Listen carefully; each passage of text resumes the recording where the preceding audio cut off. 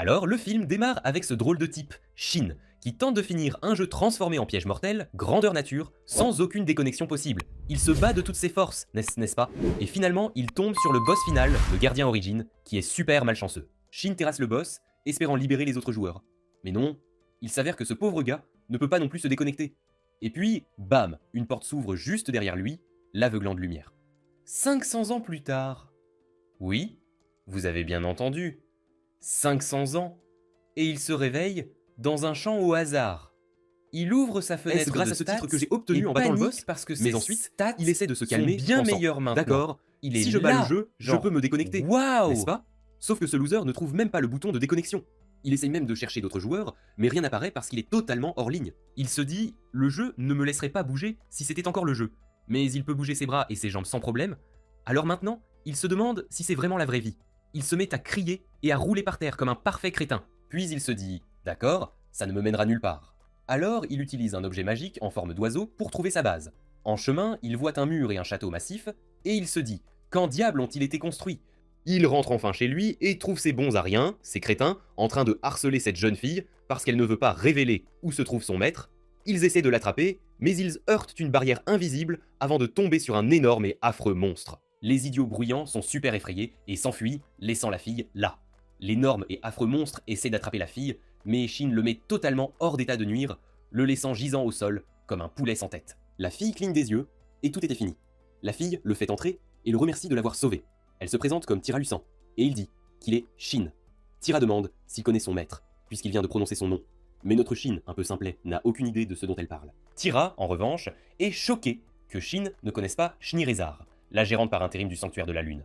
Après s'être beaucoup gratté la tête, il ne peut penser qu'à une dame nommée Shni, qui était l'un de ses personnages de soutien. Bref, il demande où est son maître, mais elle ne veut pas le lui dire, car ils viennent de se rencontrer, et ces imbéciles cherchaient la même chose. Puis elle lui dit qu'elle peut envoyer un message à son maître, puisque c'est son travail, s'occuper du magasin et envoyer des messages. Oh! Et chaque message coûte 1000 joyaux. Juste avant qu'elle ne puisse dire autre chose, il sort une pièce d'or de sa boîte d'objets magiques et la lui tend. Tira est totalement stupéfaite. Comment une personne ordinaire comme Shin peut-elle posséder un objet aussi précieux, généralement réservé aux rois et aux membres très anciens d'espèces rares? C'est aussi un objet qui amplifie la magie. Pour Tira, une pièce d'or vaut au moins 10 milliards, mais pour Shin, c'est comme la plus petite pièce du jeu. Tira lui demande qui il est, et il répond simplement qu'il est un aventurier ordinaire, et que son espèce est un grand humain. Elle lui dit que les grands humains ont disparu et se sont éteints pendant le crépuscule de la prospérité, un événement historique majeur où les grands humains et un tas d'autres personnes ont disparu il y a 500 ans. Donc, oui, cela signifie simplement que le monde est 500 ans après la fin du jeu. Shin la remercie, lui rend la pièce à nouveau, et dit qu'il a hâte de faire sa connaissance. Tira, qui n'a jamais vu une telle richesse, est super surprise qu'il veuille vraiment la lui donner, mais elle la prend, et elle est secrètement ravie de tenir enfin une pièce d'or, quelque chose dont elle n'avait fait que rêver. Shin lui dit que ça pourrait être utile puisque les elfes utilisent de la magie. Il ajoute aussi qu'elle est une belle elfe aux cheveux noirs et aux yeux dorés, mais elle ne le croit pas, disant que ce n'est qu'une illusion que son maître lui a mise pour cacher sa véritable identité. Puis elle lui dit que ses cheveux noirs portent malheur. Des monstres attaquaient son village tout le temps à cause de ça, et elle a été chassée jusqu'à ce que son maître la sauve. Son maître a créé cette barrière plus tôt, et elle y est en sécurité depuis 100 ans. Shin se dit que c'est bon à rien, et Tira ont été attaqués à cause de cette malédiction. Il demande s'il y a un moyen de la briser, et elle répond pas encore, mais son maître y travaille. Cependant, la pleurnicheuse admet qu'elle va bien, tant qu'elle peut vivre sans déranger personne, même si elle ne peut pas quitter la barrière. Shin lui demande si ses cheveux ont toujours été noirs, et elle répond qu'ils étaient argentés, jusqu'à ce qu'ils deviennent soudainement noirs un jour où elle a été maudite. Shin réfléchit quelques secondes à ce que cela pourrait être, puis il ouvre sa fenêtre de jeu pour le chercher, et voit finalement Don Maudit. Tira a une malédiction aléatoire appelée Don Maudit, c'est pourquoi ses cheveux changent de couleur et les monstres l'attaquent. Alors, il essaie de lever la malédiction avec ses pouvoirs, et seulement une petite partie de ses cheveux redevient normale. Mais elle se sent merveilleusement bien, mieux que bien, de revoir enfin ses vrais cheveux après 100 ans, puis il lui dit d'essayer de sortir de la barrière et promet d'éliminer tous les monstres qui apparaîtront. Même si elle a un peu peur, elle essaie, et rien ne se passe après une longue marche à travers la forêt. Des larmes coulent sur son visage. Elle est si soulagée de voir le ciel clair et de sentir le temps. Tira remercie Shin, et il est plutôt content d'avoir pu aider aussi. Elle lui dit que son maître ne reviendra pas avant un moment, et lui demande ce qu'il va faire maintenant. Shin dit qu'il veut visiter une ville voisine, il est curieux, et veut en apprendre plus sur le monde. Il veut savoir si ses autres personnages de soutien sont là aussi, puisque Shni, le maître de Tira, l'est, Tira suggère une ville voisine, comme le royaume de Bayralik, qu'il pourrait vouloir visiter, et elle lui donne une lettre d'introduction qui lui permettra d'éviter les inspections. Shin se demande si elle va vraiment donner quelque chose comme ça à quelqu'un qu'elle vient de rencontrer. Elle pense qu'il le mérite étant donné qu'il a levé sa malédiction et qu'il semble capable et de bonne nature. Quelques instants plus tard, Tira dit qu'elle le préviendra quand son maître sera de retour et il part enfin pour le royaume de Barelift. Il arrive au royaume et heureusement pour lui, il peut sauter une très longue file d'attente grâce à cette lettre. Un type au hasard dit à Shin que la lettre est aussi comme une pièce d'identité qui peut lui obtenir une audience avec le roi. Alors il ferait mieux de ne pas la perdre. Le gars le conduit à la guilde des aventuriers et s'en va. Shin se dit qu'il peut commencer à recueillir des informations là-bas. Alors il entre, il rencontre l'employé de la guilde et lui dit qu'il veut s'inscrire comme aventurier. Elle lui indique où ils acceptent les candidatures. Quand il arrive, il rencontre une dame qui ressemble exactement à une copie de la première employée, et la jeune femme se présente rapidement comme Silica. Il s'avère que la première employée est sa sœur jumelle aînée, Silica. Puis il paye les frais et remplit un formulaire pour créer une carte de guilde, ce qui prend presque toute la journée. Ensuite, nous voyons Shin au restaurant de la guilde, attendant sa nourriture. Il remarque l'armure des autres clients, faite de cuir ou de fer, et peut dire qu'elle est de bien moins bonne qualité que ce qu'ils avaient dans le jeu. Quelques instants plus tard, la vieille Selica, au mauvais nom, lui sert son repas, et il est surpris de la voir en cuisine. Eh bien, Selica prétend qu'elle aide quand elle n'est pas trop occupée. Shin mange, et la nourriture est bonne. Puis elle dit qu'elle est là pour confirmer ce qu'elle a entendu, et elle lui chuchote à l'oreille qu'elle a entendu qu'il a une lettre d'introduction du sanctuaire de la lune. Shin le reconnaît. Elle demande si elle peut vérifier son authenticité, et il lui dit que ce sera après qu'il aura fini de manger. Puis un homme super musclé avec 2 cicatrices sur le visage, qui ressemble à un bodybuilder, apparaît et se présente comme Barlux Haim, le maître de guilde. Dans une pièce super privée, Barlux est là, genre, faut vérifier si cette lettre est vraie, yo. Alors il sort une autre lettre d'introduction, la met à côté de celle de Shin, et bam, elles s'illuminent et vibrent ensemble, prouvant que la lettre de Shin est totalement légitime.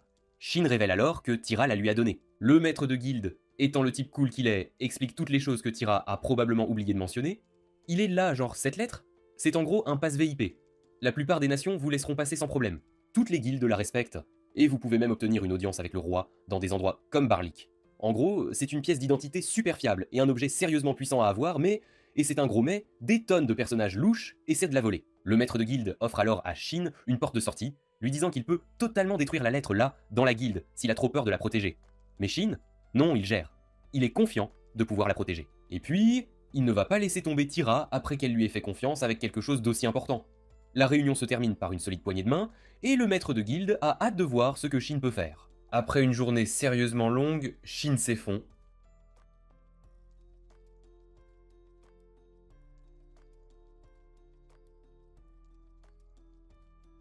Après une journée sérieusement longue, Shin s'effondre.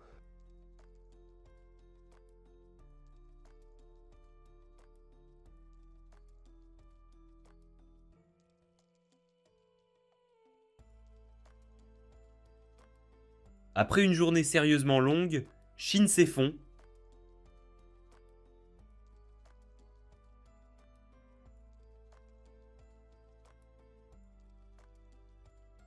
Après une journée sérieusement longue, Shin s'effondre.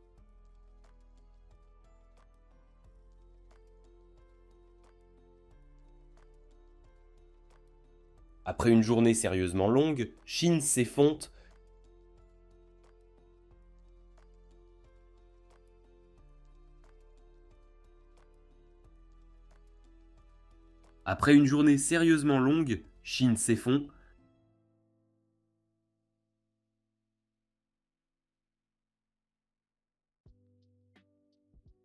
Après une journée sérieusement longue, Shin s'effondre. Après une journée sérieusement longue, Shin s'effondre.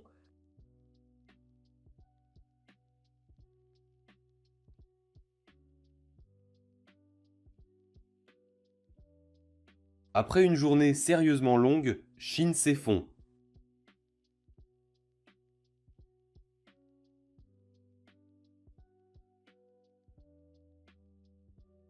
Après une journée sérieusement longue, Shin s'effondre.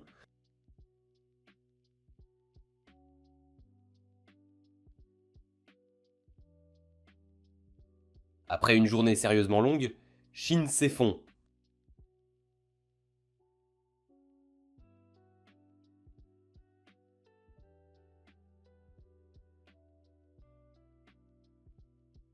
Après une journée sérieusement longue, Shin s'effondre.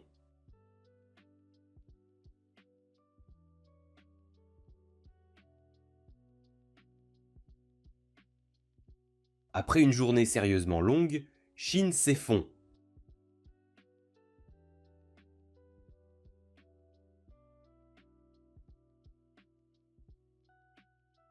Après une journée sérieusement longue, Chine s'effond.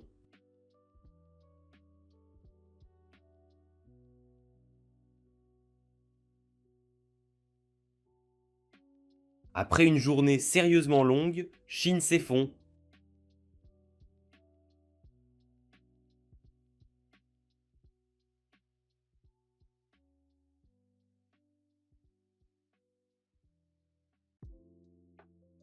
Après une journée sérieusement longue, Chine s'effond.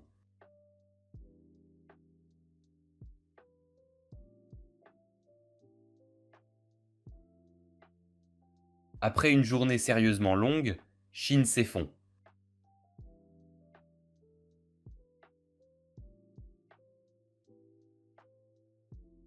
Après une journée sérieusement longue, Chine s'effond.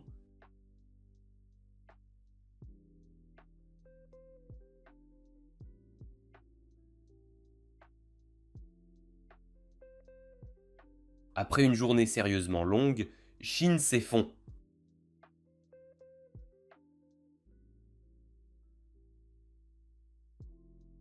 Après une journée sérieusement longue, Chine s'effond.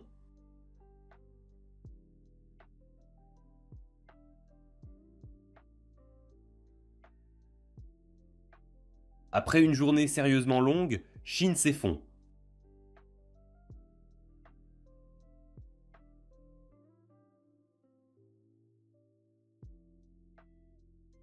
Après une journée sérieusement longue, Chine s'effond.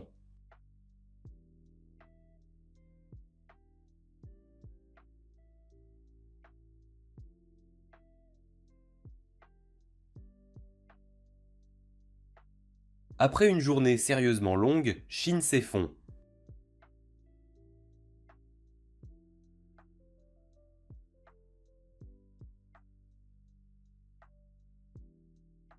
Après une journée sérieusement longue, Chine s'effond.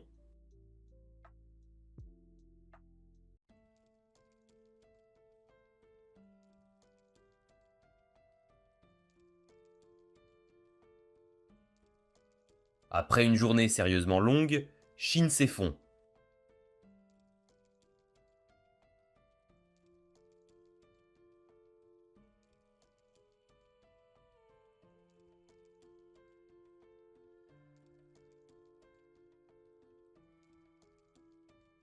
Après une journée sérieusement longue, Chine s'effond.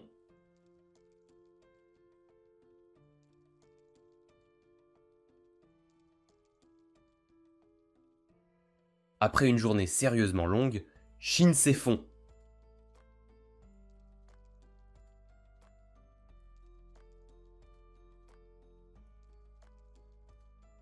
Après une journée sérieusement longue, Chine s'effond.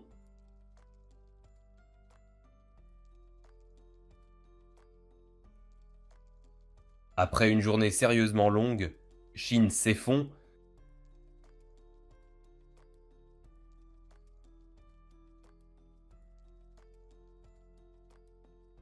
Après une journée sérieusement longue, Chine s'effond.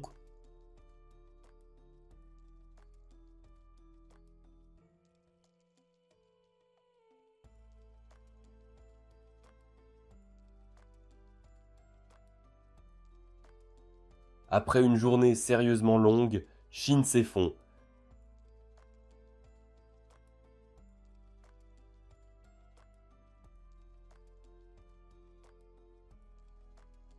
Après une journée sérieusement longue, Chine s'effond.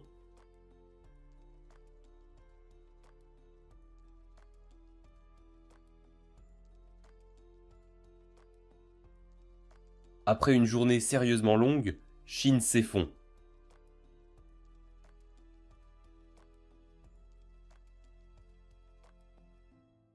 Après une journée sérieusement longue, Chine s'effond.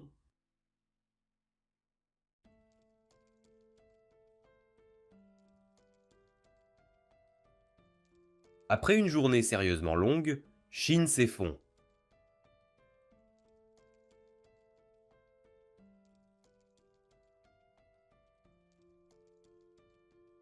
Après une journée sérieusement longue, Shin s'effondre.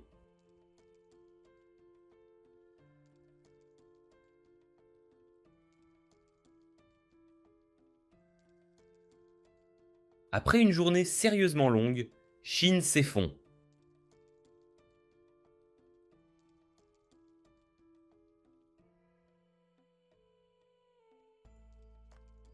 Après une journée sérieusement longue, Shin s'effondre.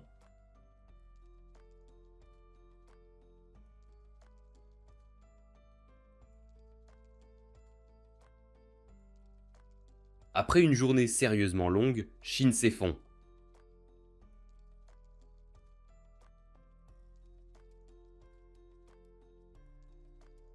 Après une journée sérieusement longue, Shin s'effondre.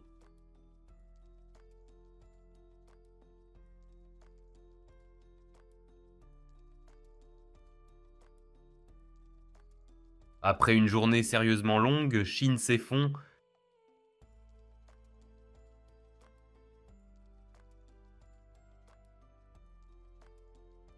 Après une journée sérieusement longue, Shin s'effondre.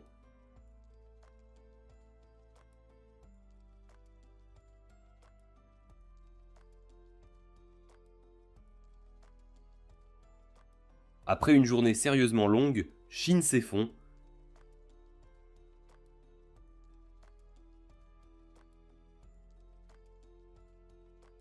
Après une journée sérieusement longue, Shin s'effondre.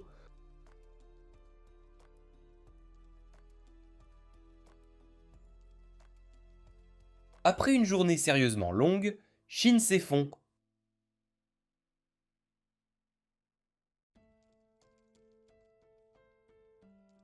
Quelques instants plus tard, il entend un bruit et consulte sa carte. Voyant des tonnes d'ennemis, il sort pour les affronter. Il dégaine une lance et les abat tous d'un coup épique. Puis il repère quelques ennemis qui n'étaient malés pas sur la carte plus tôt et se demande ce que c'est. Il s'avère que les deux statues animales du sanctuaire se transforment en monstres massifs. Ce sont des golems envahis, niveau 674. Les deux ennemis tentent de l'attaquer mais il esquive comme un pro. Il lance d'abord des liens d'ombre pour les immobiliser et il crée un miasme, l'empêchant de les voir. Il réalise que le miasme blesse le renard. Il ne peut rien faire, incapable de localiser l'ennemi dans l'obscurité. Pendant qu'il se demande quoi faire, le renard émet un son pour les diriger vers le cercle magique. Depuis le cercle, il peut voir à travers la brume et localiser les ennemis. Il les écrase ensuite avec son lien d'arc et sa frappe cataclysmique. Après avoir totalement démoli les golems, le miasme disparaît, et le renard se sent bien mieux. Shin vérifie les stats du renard et voit que c'est un élémentaire, niveau 211. Vu son côté joueur, il comprend qu'il veut l'accompagner. Bien qu'il n'ait jamais vu de golem envahi avec miasme et de chatons élémentaires dans le jeu, il pense que c'est un indice pour retourner dans son monde. Pendant ce temps, Maître Shni reçoit une lettre de Tira et se demande d'où elle a eu cet objet magique. Elle vérifie la lettre et y voit le nom de son maître, Shin. Shin quitte le sanctuaire, espérant se présenter à la guilde en ville, mais il ne leur parlera pas encore de l'élémentaire. Il apprivoise ensuite le petit renard, à condition de garder son niveau et son espèce secret, puis il le nomme Yuzua. Quelques instants plus tard, il reçoit un message de Tira, lui disant qu'elle a envoyé un message à son maître et qu'elle le tiendra informé. Elle demande aussi s'il est possible d'attacher des objets aux cartes et de les envoyer. Il lui dit de saluer Shni de sa part, puis se dirige vers la guilde. Il y arrive et se présente aux deux sœurs jumelles, totalement perverses. Ces idiotes inutiles tentent d'attirer son attention. Il semble totalement indifférent à leurs bêtises, alors il se dirige vers le tableau pour voir d'autres emplois. Il trouve un poste de successeur qualifié requis à l'orphelinat, près d'une église à l'ouest. Il accepte le travail, car il pourra voir Millie seule ainsi. La minute suivante, il arrive à l'orphelinat de l'église et rencontre une femme. Il demande à voir Mila pour quelque chose. Mila est ravie de le voir. Elle lui fait un gros câlin, tant elle l'apprécie. La femme sent que c'est une bonne personne, Shin se présente comme un aventurier, et la femme se présente comme Tria, la nonne de l'église. Avec l'accord de Tria, il demande à Millie si c'est le petit renard dont elle parlait, et elle dit oui. Elle le remercie, et Shin dit à Yuzua de la remercier aussi. Puis, elle demande à la femme de lui en dire plus sur ses requêtes. La femme lui dit qu'elle cherche quelqu'un ayant hérité de certaines compétences, comme la purification, pour les lui enseigner. Shin se demande à quoi ça lui servirait. Pour soigner ou guérir. Il dit ensuite à Tria qu'il peut lui enseigner, mais que ça dépend d'elle. Tria est sur le point de parler de récompense, quand Shin lui dit vite qu'il ne veut pas d'argent. Au lieu de ça, il aimerait connaître le pouvoir de Mila et qu'elle partage toute information que l'église obtient. Tria reste sans voix, quelques secondes, réfléchissant à ses conditions, jusqu'à ce que Mile dise qu'il est d'accord. Puis elle accepte ses conditions. Shin demande si des gens intéressants viennent à l'église, et surtout, il est fasciné par la nature du pouvoir de Mila. Tria lui dit que Millet possède le titre de compositeur d'étoiles, et a parfois des visions inattendues, mais elles ne se sont jamais trompées. Elle peut prédire mon avenir. Tria lui dit que Millet l'a peut-être appelée à l'aide parce qu'elle a vu quelque chose, pour empêcher les gens de l'utiliser à des fins maléfiques. Elle a déjà dit à ses associés de faire attention à qui il parle du pouvoir de Millie, puis elle parle de Wilhelm, qui les aide, et que les mauvaises personnes évitent monter les enfants, car elles ont peur de Wilhelm. En entendant cela, Shin accepte le travail, et elle lui dit qu'il enseignera à une autre de leurs sœurs la compétence de purification. Shin pense que ce serait Tria, et elle dit que leur ancien prêtre a une petite fille, Lassia, et que les choses iraient mieux si elle héritait de l'église. Tous les enfants de l'orphelinat s'amusent bon comme des fous avec Yuzua pendant que Shin et Millet sont assis, observant les autres enfants. Puis une des sœurs de l'église s'approche et lui demande s'il va les sauver. Shin se demande si elle parle des enfants ou de la nonne, et elle précise que la nonne pourrait se débarrasser de l'orphelinat. Elle lui dit que l'église n'a pas de prêtre actuel, donc un nouveau doit prendre la relève. Shin demande alors pourquoi Tria ne peut pas le faire, et elle répond que ça doit être quelqu'un qui peut utiliser une compétence spéciale. Shin comprend que c'est pourquoi elle a besoin de la compétence de purification. Elle dit aussi que le prêtre actuel, un sale type avide et sans valeur, veut se débarrasser de l'orphelinat, et que la fille de l'ancien prêtre pourrait avoir une meilleure prétention sur l'église. Shin lui demande pourquoi un prêtre de l'église voudrait se débarrasser de l'orphelinat, et elle lui dit qu'il ne l'aime pas et que c'est un porc qui ne pense qu'à l'argent. Immédiatement, Millie dit à la sœur que Shin les sauvera, et elle se sent super soulagée d'entendre ça. Puis il demande à la sœur si Millie a généralement raison, et elle répond oui. Il caresse alors la tête de Millie, et elle commence à rougir. Quelques instants plus tard, Tria sort de l'église pour appeler Shin, et le trouve sous l'arbre, avec tous les enfants endormis sur lui. Tria présente sa sœur Lassia à Shin, et lui dit en gros « Elle est un peu maladroite, mais super dévouée ». Shin répond « Cool, je t'enseignerai la compétence de purification, mais c'est à toi de l'apprendre ». Puis il demande où se trouvent tous les morts vivants de haut niveau, et Tria répond « Oh, les plaines fantômes sont célèbres pour ça ». Wilhelm arrive, et reconnaît Shin comme l'aventurier qui a pris la quête. Il demande aussitôt à Shin ce qu'il fait là, et ce que les sœurs lui ont dit. Shin répond qu'elles l'ont informé sur Mille et l'aventurier de l'orphelinat, qui a aidé à garder son secret. Tria ajoute aussi que Shin est un bon gars, et Millie a même dit que c'était bon. Wilhelm dit « Si Millie le dit, je te fais confiance ». Shin dit « Je ne révélerai aucun secret, ni ne ferai rien de louche ». Et Wilhelm dégaine instantanément sa lance de venin, la pointant sur Shin, le menaçant de le tuer s'il le fait. Même s'il s'excuse d'os pour l'attitude impatiente de Wilhelm, ils lui donnent une très mauvaise, voire super dure critique. Shin leur explique que Laisha doit vaincre 200 morts vivants de niveau supérieur à 150 en tenant un orbe de prière pour obtenir la compétence de purification. Laisha dit « Ça va prendre une éternité ». Pour l'aider, Shin dit qu'il affaiblira les monstres, et Laisha n'aura qu'à porter le coup final, ce qui comptera comme sa victoire. Il ajoute que les orbes de prière sont super difficiles à trouver, mais il en a déjà un, donc ils sont prêts. Même le grand, costaud et un peu simplé Wilhelm pense que Shin est correct, mais il ne peut pas le laisser gérer des morts vivants de niveau 150 avec Laisha, alors il décide de les accompagner. Shin hoche la tête, et Tria souhaite bonne chance à Lassia.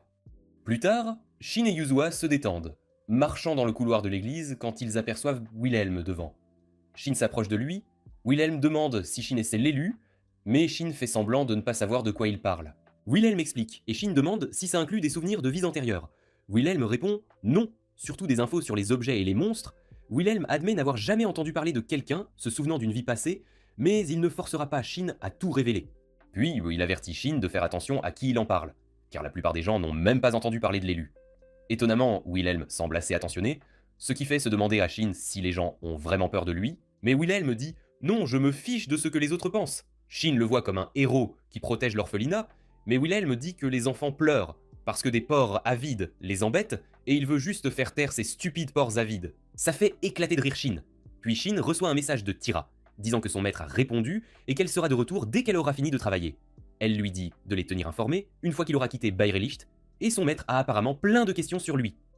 Immédiatement, le coin supérieur gauche de sa fenêtre clignote, important, et il clique pour ouvrir une lettre d'introduction du sanctuaire de la lune.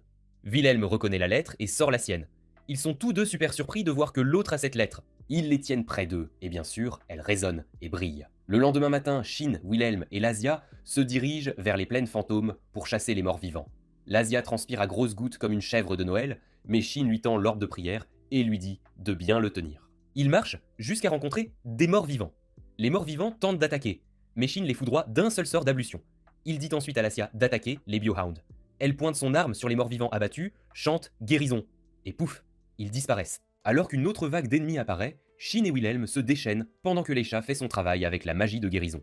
Ils continuent jusqu'à atteindre une barrière bleue, semblable à un mur, un sceau créé par la guilde. Wilhelm touche le mur avec sa carte de guilde, et il s'ouvre. En traversant, Wilhelm leur dit que les morts vivants, au-delà de ce point, sont d'un tout autre niveau. Alors il ferait mieux d'être prêt. Sur la carte de Shin, il voit des ennemis devant, y compris des raptors et des jumpkins. Il dit à Wilhelm de s'occuper de ceux de devant, tandis qu'il prend ceux de leur gauche, et Yuzua reste avec Lassia pour gérer tout ce qui arrive. Et Leisha finit par soigner une tonne d'ennemis et gagne plein de niveaux, même si elle est encore un peu paniquée. Pendant ce temps, des gens du château entendent aussi parler des morts vivants dans les plaines fantômes, alors ils viennent aussi chasser.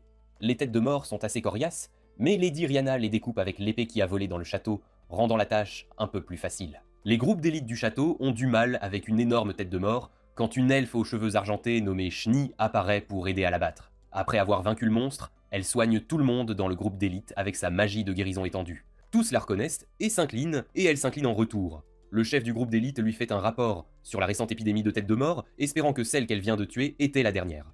Elle leur dit qu'elle continuera à chercher, et qu'ils devraient utiliser leur objet magique s'ils rencontrent d'autres monstres. Ce grand crétin costaud tue une énorme tête de mort, et Lassie commence à ressentir un effet étrange en essayant d'utiliser sa magie. Shin lui dit que ça arrive parce qu'elle a rempli les conditions pour apprendre une nouvelle compétence. Elle est perdue dans ses pensées, se croyant perdue, mais son esprit est soudain inondé d'images sur la façon d'utiliser la compétence de purification. Shin la félicite pour sa nouvelle réussite, et elle est super heureuse de pouvoir sauver l'orphelinat maintenant qu'elle a monté de niveau. Ils prévoient une courte pause avant de retourner à Berlicht quand ils voient une matière magique dans le ciel, animant les morts vivants. La matière magique draine le pouvoir des monstres jusqu'à ce qu'ils ne puissent plus garder leur forme et disparaissent. Elle absorbe toute l'énergie et forme un monstre super énorme, incroyablement massif, de niveau 804, une créature mortelle cherchant à dévorer des humains. Ils pensent tous qu'ils seront en sécurité grâce au sceau, mais l'énorme monstre saute super haut et brise le sceau d'un seul coup. Et ce n'est pas seulement l'énorme monstre, d'autres ennemis têtes de mort apparaissent aussi. Wilhelm dit à Shin de les laisser passer et de fuir, mais Shin lui rappelle que le sceau est brisé et qu'il ne peut pas laisser ces monstres errer librement. Alors il les arrêtera quoi qu'il arrive. Il chante limite levée et dit à Wilhelm de s'occuper de Yuzua et Leisha. Wilhelm est totalement choqué par le pouvoir de Shin et espère obtenir des réponses une fois rentré. Shin utilise une magie de banquier éclair pour traverser les monstres, ouvrant un chemin pour que Wilhelm et Leisha s'échappent. Après leur départ, Shin sort son épée pour combattre et Yuzua lance les hostilités en utilisant son feu de renard pour frapper les ennemis. L'énorme monstre rugit et encore plus de têtes de mort arrivent. Shin a l'impression que ça va durer éternellement car il en apparaît toujours plus à chaque rugissement. Puis il chante « Frappe tonnerre du moineau volant » pour attaquer ce qui n'élimine qu'une fraction d'entre eux mais creuse une profonde tranchée dans le sol. Shin souhaite que Shi soit là pour avoir plus d'options pour les combattre. Soudain, il voit un marqueur bleu sur sa carte se rapprocher et il fait un rapide détour pour atterrir près de lui. Il s'avère que le marqueur bleu est Shi, qui était perdu mais retrouvé. Après une minute de silence, les ennemis se dirigent vers eux et la géniale Yuzua crée un grand mur pour les bloquer. Shni serre dans ses bras son maître bizarre, Shin, espérant qu'il a de bonnes nouvelles. Shin essaie de dire quelques mots, puis lâche juste « Je suis de retour » et elle l'accueille avec des larmes coulant sur son visage. Peu après, Yuzua se fatigue, et la barrière s'estompe, l'énorme monstre se dirigeant droit sur eux. Maintenant, ils n'ont d'autre choix que de combattre les ennemis et de remettre leur discussion à plus tard. Puis, ils chantent tous deux « Sanctuaire » pour créer un cercle magique de lumière qui remplit le ciel, tuant et faisant disparaître les ennemis. Shin utilise ensuite sa puissante épée pour trancher l'énorme monstre en deux. Juste avant que son âme ne s'envole, il essaie de dire « Donne-moi ce pouvoir », mais sa vantardise ne signifie rien pour lui. Shin récupère ensuite sa gemme. Après avoir totalement détruit ce monstre gigantesque, Shin dit « Hey, on peut discuter un instant ?» Il raconte tout ce qui s'est passé après avoir été projeté pour rencontrer le gardien Origin, jusqu'à ce qu'il se réveille dans un champ 500 ans plus tard.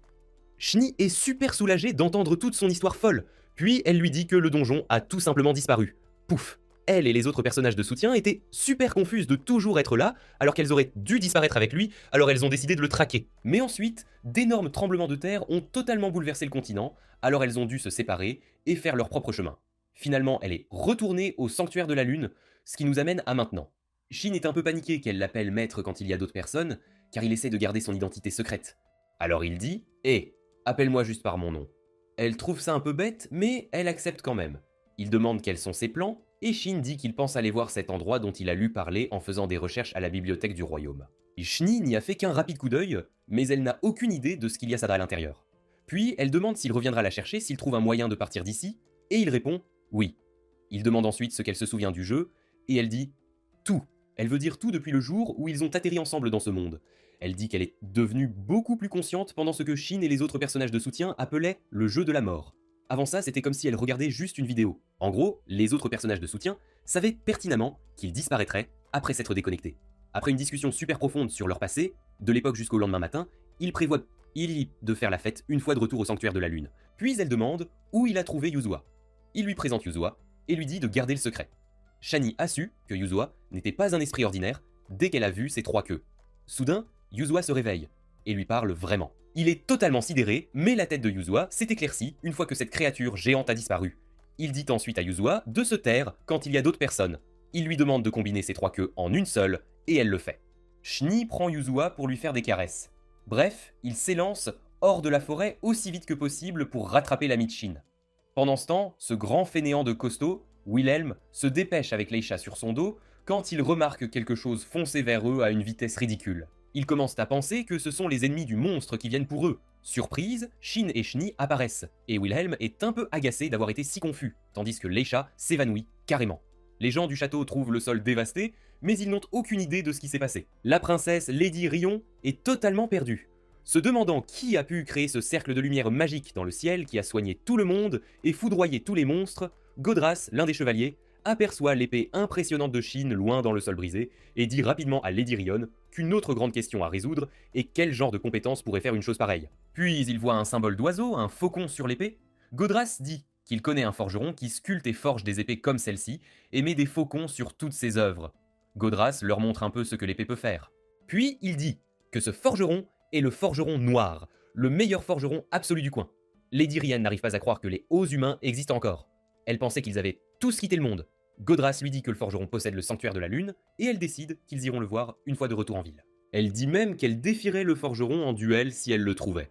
Quoi qu'il en soit, Godras avertit la Lady Rion, un peu stupide, de ne pas l'attaquer directement, et prétend qu'elle teste ses compétences, bien que son Wilhelm demande à Shin d'expliquer qui il est, surtout après toutes les choses folles qu'il a faites, et le fait qu'il ait réussi à faire suivre Shni, qui ne s'incline devant personne. Shin était sur le point de donner tout le crédit à Shni pour avoir abattu l'énorme créature quand Wilhelm le fait totalement sursauter avec sa lance de venin.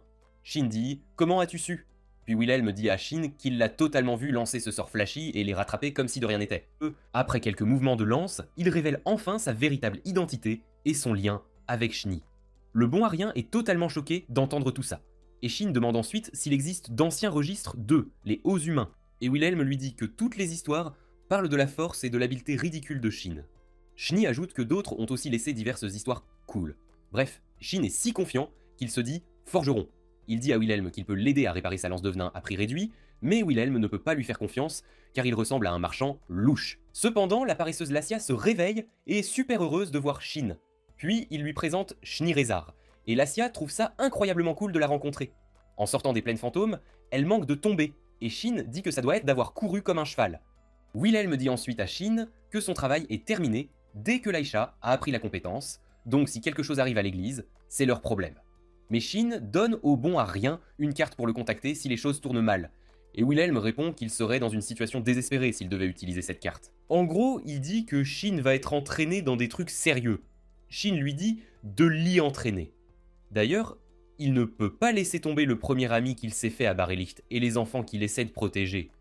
Puis, chacun part de son côté. Shin et Shni arrivent enfin au sanctuaire de la lune tard dans la nuit, et ils sentent une odeur incroyable, alors ils veulent absolument manger d'abord. Tira sort de la pièce intérieure pour serrer son maître dans ses bras, et elle est sur le point de rappeler à Shni ce qu'elle a écrit dans la lettre quand Shni la calme. Alors, la pauvre Tira, toujours aussi bavarde, réalise que l'homme qui se tient là, c'est Shin, et elle se demande bien comment ils ont pu se retrouver ensemble. L'histoire est tellement longue à expliquer qu'ils décident de dîner d'abord. Tira hurle quand sa maîtresse lui annonce que Shin va manger avec eux. Eh bien Shni se sent un peu bête de ne pas avoir dit à Tira que Shin est le propriétaire du sanctuaire lunaire. Tira est absolument sidérée d'apprendre que le propriétaire est un grand humain légendaire. Shin s'était pourtant présenté lors de leur première rencontre, mais je suppose qu'elle ne l'a pas pris au sérieux. Elle a peur d'être renvoyée, alors elle s'excuse rapidement auprès de lui. Ensuite, il présente son compagnon élémentaire parlant, Yuzua. Tout semble absolument nouveau pour Tira. Shni leur prépare un dîner absolument incroyable, et elle affirme avoir choisi les meilleurs ingrédients qui soient, car c'est une occasion vraiment spéciale, mais elle ne peut pas en dire plus par manque de temps. Shin affirme que Shni a utilisé les ingrédients de luxe qu'il a obtenus pour cuisiner, mais Tira crie que personne n'aurait jamais l'idée d'acheter ces ingrédients haut de gamme, et encore moins de les cuisiner. Ils se remercient pour le repas, et ils commencent à dévorer chaque morceau de nourriture, Shin et Tira, en redemandant tous les deux. Après le dîner, Shin semble vraiment inquiet pour ses autres personnages de soutien, alors il interroge Shni à leur sujet, et elle lui dit qu'ils ont tous compris qu'il valait mieux ne pas trop s'inquiéter pour lui. Shin apprécie vraiment cela. Au moins, c'est mieux que de chercher quelqu'un qui n'est peut-être même pas là. Tira, complètement ivre, les interrompt et commence à divaguer. Shni se dirige vers sa chambre pour s'effondrer, tandis que Shin et Yuzua trouvent aussi le chemin de leur chambre. Au milieu de la nuit, il trouve Shni dormant à côté de lui sur son lit, et il ne peut tout simplement plus se rendormir. Il la regarde alors que des larmes coulent sur son visage. Il s'excuse doucement auprès d'elle et lui nettoie délicatement le visage, même s'il n'a aucune idée de la raison de ses pleurs. Le lendemain, Shin se réveille et Shni n'est absolument pas là. Mais ensuite, il voit ses cheveux argentés et il se dit « Wouah, qu'est-ce que c'est que ça ?» Il regarde de plus près et réalise que Yuzua est déjà sous sa forme humaine. Shin est un peu troublé, alors il lui trouve une robe élémentaire à porter dans le jeu. Shin et Tira sont totalement choqués de voir Yuzua sous forme humaine. Shni, en tant que géniale gérante de maison, prépare un autre incroyable petit déjeuner, et tout le monde est super reconnaissant après avoir mangé. Ensuite, Shin demande à Yuzua pourquoi elle se détend au sanctuaire, et elle dit que c'est juste l'endroit le plus confortable. Il essaie de lui demander si elle sait quelque chose sur les symboles du cercle magique, mais non, elle n'en a absolument aucune idée. Il insiste un peu plus, lui demandant si elle sait quelque chose sur toutes ces personnes disparues il y a 500 ans, et encore une fois, elle n'a absolument rien. Yuzua explique qu'elle faisait juste la sieste dehors quand une énorme catastrophe naturelle a frappé et elle a essayé de l'arrêter. Tous ses efforts l'ont un peu épuisée, alors elle se reposait au sanctuaire. Juste au moment où elle pensait être perdue, Shin est totalement apparu. Shin lui dit qu'il a pu la sauver grâce à Mil, donc Mil mérite vraiment d'être apprécié, peut-être avec un cadeau sympa ou quelque chose. Shni intervient, suggérant le kefal, une pâtisserie elfique que Teira prépare. Shin leur rappelle que le sanctuaire lunaire n'est pas principalement une boutique de nourriture, mais Shni s'empresse de souligner qu'il est le seul à pouvoir déverrouiller l'armurerie, même s'il voulait réapprovisionner. Alors, il décide de fabriquer quelques épées plus tard pour remplir l'inventaire du magasin. Ensuite, Shni dit à Shin qu'il y a quelqu'un de super important qu'elle veut absolument qu'il rencontre, dès que possible, Jirat, l'un de ses personnages de soutien. Shin est un peu confus, se demandant comment Jirat est encore en vie puisque les bêtes supérieures ne vivent généralement que 150 ans maximum. Mais Shni explique que quelques jours ne feront pas une énorme différence, et qu'il n'a probablement plus beaucoup de temps. Il attend apparemment Shin. Elle rappelle à Shin que Jirat a uni toutes les différentes tribus de bêtes et formé l'alliance des bêtes de Farnid, et Shin se souvient en fait qu'il l'appelle le premier roi des bêtes. Elle lui dit que le roi actuel est le 8e, qui possède toute la puissance militaire et les compétences de leadership, et qui a suivi Girart attendant Shin en paix. Ensuite, Shin dit à Yuzua et Shni de se préparer à partir avec lui. Shni se tourne vers Tira, qu'elle appelle en plaisantant « bonne à rien », et dit qu'elle vient aussi cette fois. Peut-être qu'ils n'ont plus besoin d'être aussi stressés à propos du sanctuaire lunaire, maintenant que Shin est de retour. Tira est un peu inquiète pour le magasin, mais elle doit y aller si c'est ce qu'ils veulent. Ils doivent tous commencer à se préparer, mais Shni dit qu'elle fera un rapport sur les Skullface au royaume, et Shin ira à la guilde, après avoir fabriqué des épées pour chercher un travail en direction de Farnid afin de monter en grade. Il dit aussi qu'il lui enverra un message pour savoir où se retrouver. Là-dessus, Shni suggère qu'ils forment un groupe pour pouvoir utiliser le chat vocal, alias la télépathie. Shni dit à Tira de saisir l'occasion et de s'inscrire comme aventurière. Alors Tira se dirige vers sa chambre pour se changer. Shni sort, tandis que Shin et Yuzua se dirigeant vers la forge. À la forge, Shin avertit Yuzua qu'elle ne peut que regarder les armes, pas les toucher, car certaines d'entre elles sont totalement maudites. Ensuite, il commence à forger des épées, et il réussit parfaitement, en fabriquant des parfaites les unes après les autres. Finalement, Tira s'habille, Yuzua reprend sa jolie petite forme de renard, et ils se dirigent tous vers la guilde. La pauvre Tira n'en croit pas ses yeux quand elle voit des foules partout sur le chemin de la guilde. Elle agit comme une petite enfant dans un parc d'attractions, elle prend même la main de Shin comme si elle savait exactement où ils allaient, jusqu'à ce que Shin lui rappelle que c'est lui qui l'emmène à la guilde. À l'intérieur de la guilde, Shin est promu au rang E. Il se dit « Comment est-ce arrivé ? Je n'ai même pas fait un seul travail !» Celica lui dit qu'il a totalement vaincu un crâne de haut rang, et ensuite une horde surprise d'entre eux, et que la guilde a vérifié ses rapports et a décidé de le promouvoir. Ensuite, elle demande si Tira est sa petite amie parce qu'elle les a entendus se tenir la main comme un couple, mais Shin joue la carte de la décontraction, disant qu'ils voyagent juste ensemble pour des affaires mutuelles. Puisqu'il s'arrête, il a pensé qu'elle devrait s'inscrire comme aventurière et obtenir une carte de guilde. Celica essaie de creuser pour plus d'informations, mais Shin coupe court rapidement. Ensuite, il lui demande si elle a des informations sur les sites, ces lieux détruits pendant le crépuscule de la prospérité. Celica lui dit qu'ils ne peuvent pas divulguer ces informations à quiconque en dessous du rang B. Shin est d'accord avec ça, disant qu'il reviendra quand il aura monté de niveau. Ensuite, il demande s'il y a des emplois qu'il pourrait décrocher sur son chemin vers Farnid. Elle mentionne aussi qu'il part cet après-midi quand la cloche sonnera deux fois a besoin d'un chariot déjà inscrit pour le poste de relais de Bay Ryan. La carte de guilde de Tira prendra un peu de temps à être prête, et Shin et les deux autres aventuriers ne se rencontrent pas avant l'après-midi. Alors, ils décident d'utiliser leur temps limité pour se promener en ville en chemin vers l'église. Après quelques explorations, ils trouvent leur chemin vers l'église où ils rencontrent Lassia, qui nettoie. Les deux dames se présentent. Quand Lassia entend le nom de Schnee, elle pose 1 million de questions. Mais qui va répondre à tout ça? Mila est absolument extatique de revoir Shin et Yuzua. Elle a toujours l'impression qu'il ne devrait pas la quitter. Lassia dit joyeusement à Shin qu'elle sera la prochaine chef de l'église. Tria dit aussi que les enfants sont super heureux, aussi, mais ils ne savent juste pas comment le remercier assez. Shin est flatté et demande ensuite des nouvelles de Wilhelm. Et Lassia dit qu'il est parti enquêter sur d'autres prêtres. Personne ne sait vraiment pourquoi ce cochon avide veut prendre le contrôle de l'église. Ensuite, Shin leur donne un tas de choses enchantées avec toutes sortes de magie, y compris Millie. Instantanément, d'autres enfants se précipitent pendant la pièce et se jettent sur Shin, le suppliant de rester et de jouer avec eux. Dans la seconde qui suit, ils sont tous sur Tira.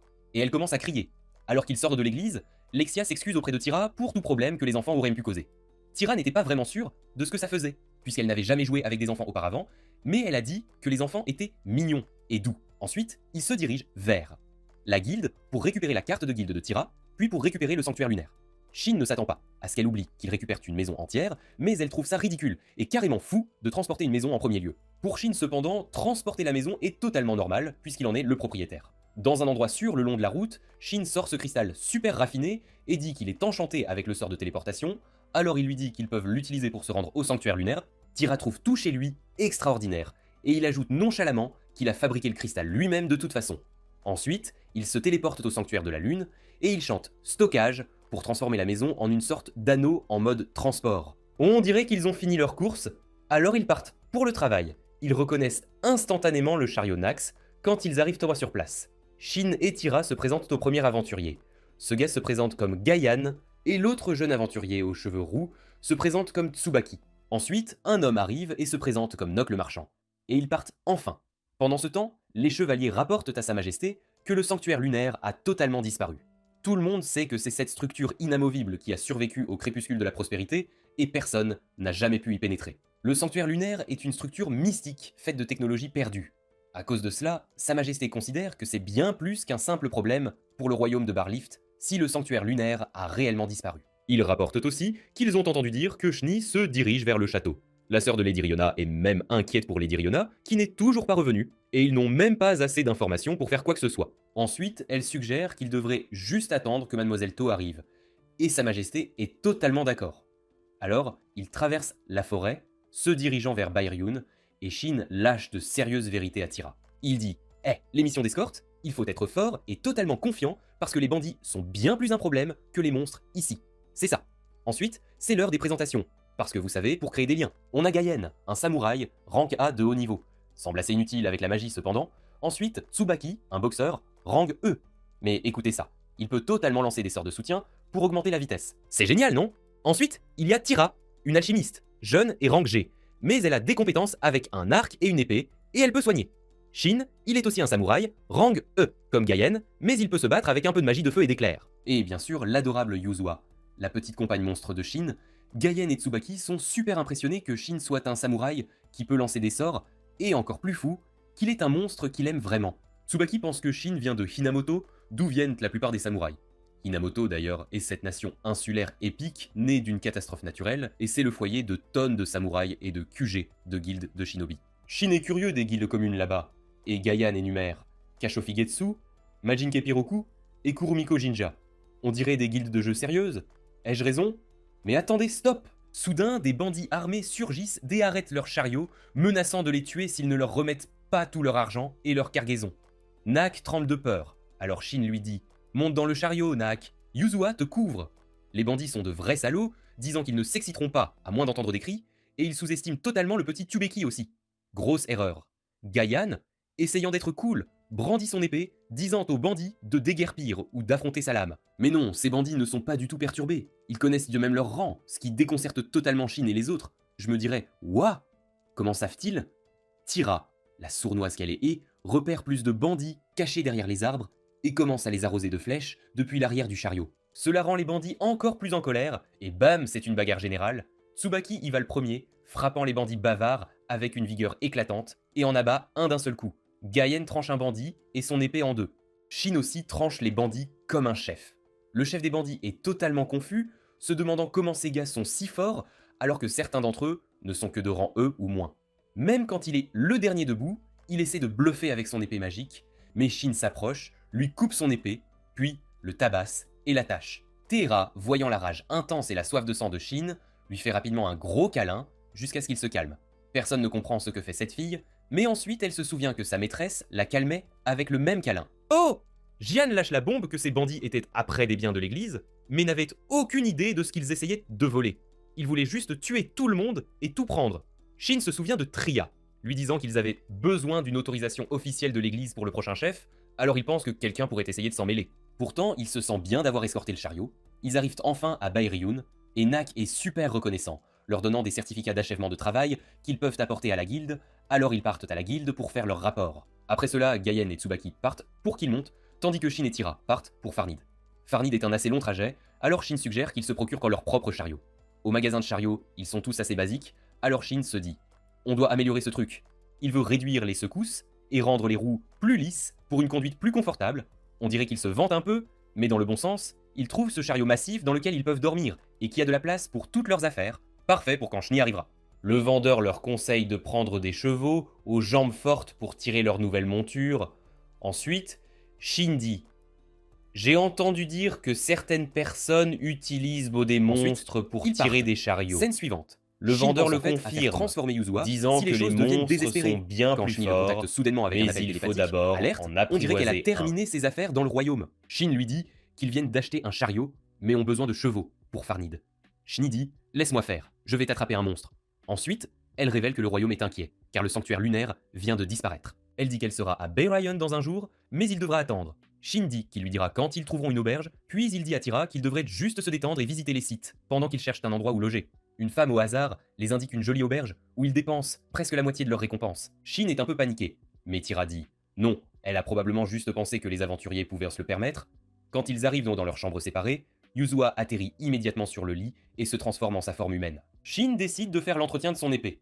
Tira entre alors dans sa chambre, lui demandant s'il a dit à sa maîtresse qu'ils sont en ville. Il dit qu'elle les rejoindra là-bas, mais il ne sait pas quand. Un peu plus tard, ils dînent dans leur chambre et Shin se lève pour un bain rapide. Mauvaise nouvelle pour lui, Yuzua et Tira l'ont devancé. Alors il continue juste à travailler sur ses armes, mais elles sont idiotes et le distraient, alors il s'éloigne de la salle de bain. Le lendemain matin, Shin travaille sur le chariot jusqu'à l'arrivée de Shni, et Tira décide de le regarder le modifier. Elle est époustouflée quand Shin répare la roue pour qu'elle arrête de trembler en moins d'une minute. Shin décide d'installer les roulements super discrètement pour éviter d'attirer l'attention. Juste après cela, Shni appelle pour lui dire qu'elle est déjà dans les bois après la porte nord. Il lui dit qu'ils seront là tout de suite, Shni n'a pas d'autre choix que de finir au magasin de chariots, et ils partent rencontrer Shni.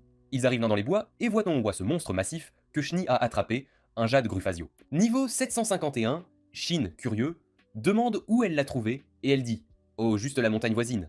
Shin la félicite, mais elle perd totalement la tête quand il la complimente. Le monstre prend en fait Tira en affection et frotte son nez sur sa joue. Ensuite, il demande à Shni pourquoi elle a choisi ce monstre spécifique, et elle dit qu'elle sait que ça doit être un monstre de classe bête pour tirer son chariot. Shin est inquiet que ce soit beaucoup trop grand pour leur petit chariot. Shni, qui avait totalement prédit que son patron bizarre serait bête, fait rétrécir le monstre, il peut contrôler sa taille, alors il rétrécit aux dimensions appropriées pour le chariot. Tira trouve ça si intimidant qu'elle manque de s'évanouir. Honnêtement, je suis d'accord avec Tira. C'est fou comme Shin et Shni agissent comme si c'était totalement normal. Shin ne s'attendait pas à ce qu'elle apporte quelque chose d'un si haut niveau, mais il est ravi d'avoir une bête cool pour tirer son chariot. Le monstre fait un bruit, et Yuzua traduit, disant que cela signifie qu'ils peuvent compter sur lui. Génial. Les deux monstres peuvent discuter. Ensuite, elle dit à Shimmer d'être bon avec son maître. Dit que son nom attelle Shimmer à leur chariot, Shimmer, et il le dirige vers Farnid qu'il peut utiliser des compétences d'illusion. Même avec les efforts de Shin, ils font toujours tourner les têtes. Mais qui s'en soucie? Le chariot ne tremble pas, et il est même meilleur qu'une calèche royale. En gros, tout le monde l'adore. Mais ensuite, Yuzua lâche une bombe. Shimmer et sa mère régnaient ensemble sur la montagne, mais un aventurier a vaincu sa mère, et seul Shimmer a survécu. Un elfe l'a sauvé, et Shimmer a travaillé dur pour devenir plus fort et retourner à la montagne. En entendant cela, Shni comprend pourquoi Shimmer n'était pas prudent autour d'elle.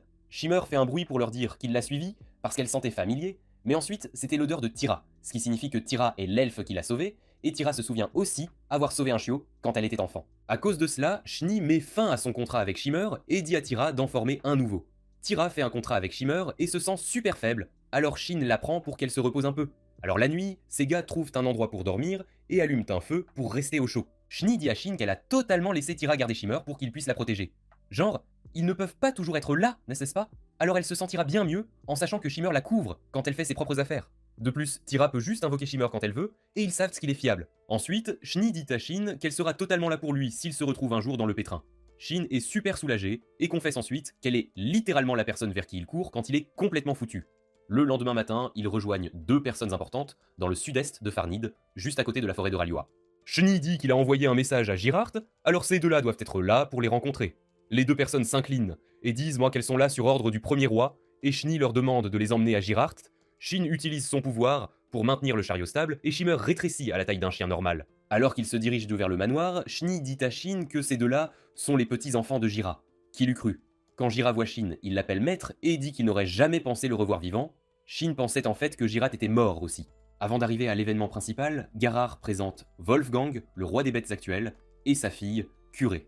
Ensuite, il y a ses deux fidèles conseillers, Vanko et Rajim Dalk. Shin se présente juste comme, Shin, et un grand humain. Ils se disent tous les deux de se détendre et de parler normalement, mais Jirat est totalement sarcastique, appelant Shin maître puisqu'il ne le fait généralement pas. Jira affirme que c'est le seul moyen d'empêcher son équipe de paniquer. Parce que vous savez, les grands humains sont en fait des légendes pour les Farnides, des êtres à la fois craints et servis.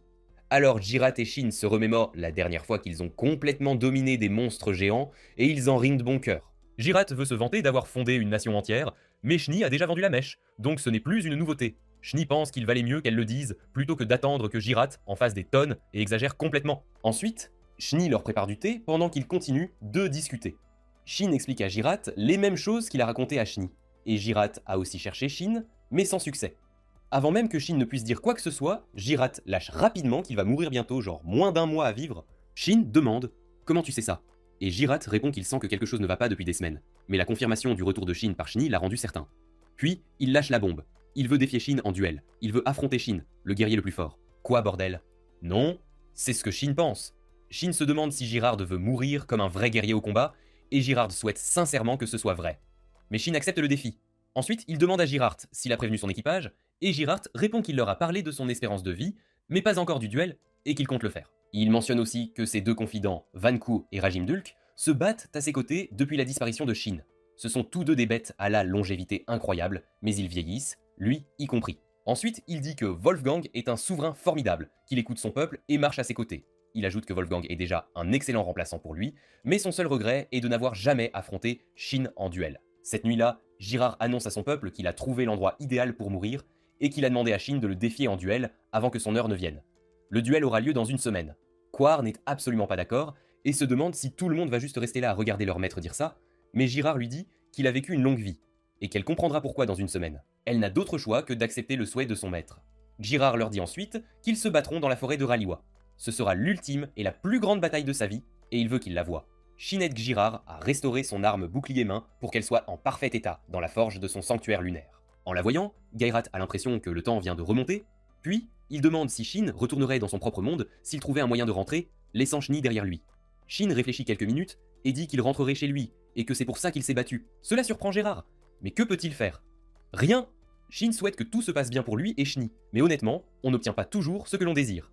Ensuite, il dit à Shin qu'il est super excité pour demain, le jour du combat. Le lendemain, Gérard est totalement surexcité, prêt et impatient d'en découdre pour le duel. Ils se dirigent tous vers la forêt de Raliwa dans le chariot de Shin pour le combat.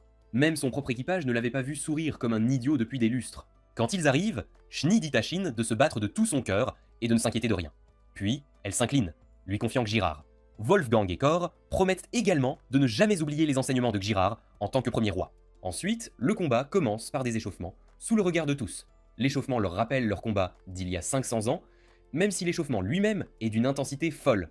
Puis, Girard se transforme en une énorme défense unique, et se souvient que Shin lui avait dit qu'il se battrait aussi fort qu'il le pouvait, mais qu'il n'utiliserait pas les titres obtenus en battant le boss final. Ce ne serait pas juste, mais il veut quand même affronter Shin à pleine puissance, car il croit que c'est sa seule chance. Shin tente la première frappe, et Girard l'esquive complètement en apparaissant derrière lui, pensant que Shin est lent, mais Shin bloque l'attaque avec son épée. Ensuite, Girard canalise une tonne de puissance et la projette sur Shin, qui essaie de l'arrêter, mais c'est super difficile.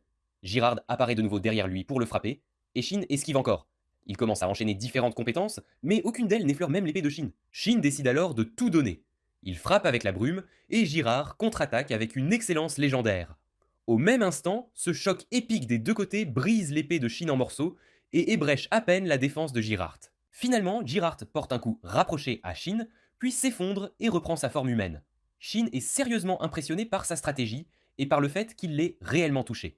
Girard affirme qu'il n'a pas vécu 500 ans pour rien et que son souhait tant attendu a été exaucé. Ensuite, il demande à Shin une dernière chose en récompense pour ce coup porté.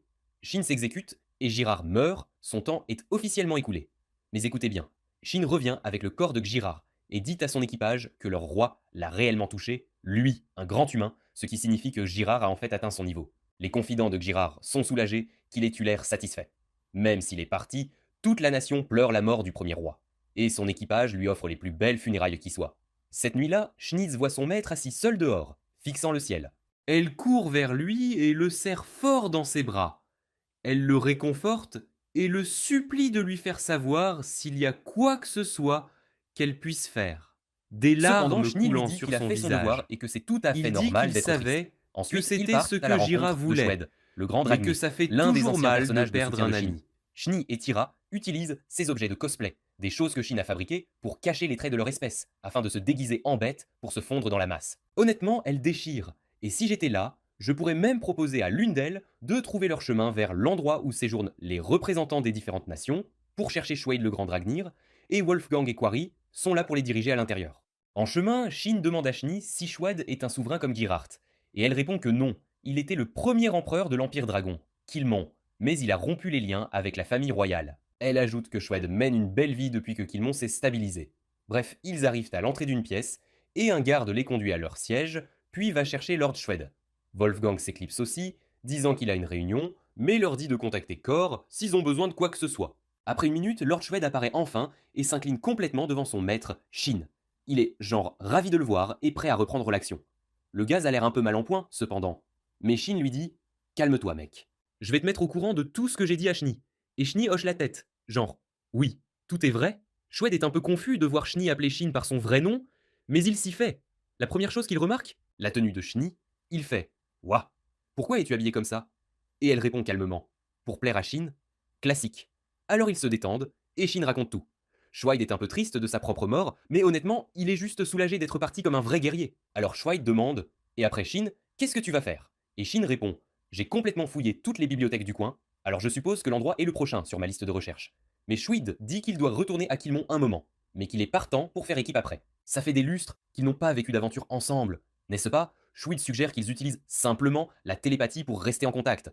Avant de partir, il tend à Shin son arme géniale, Nagazuki. Shin la tient et elle lui semble super naturelle dans les mains, même si ça fait une éternité. Shin dit « Oui, je l'ai gardée bien entretenue pour toi, et même Shwade peut dire qu'elle est bien plus puissante qu'il ne s'en souvenait. » Il s'avère que le contrôle du mana de Shin a énormément progressé depuis qu'il a réparé l'équipement de Gérard. Donc Nagazuki était maintenant genre 5 fois plus forte. Tout le monde, y compris Shwade, est totalement époustouflé.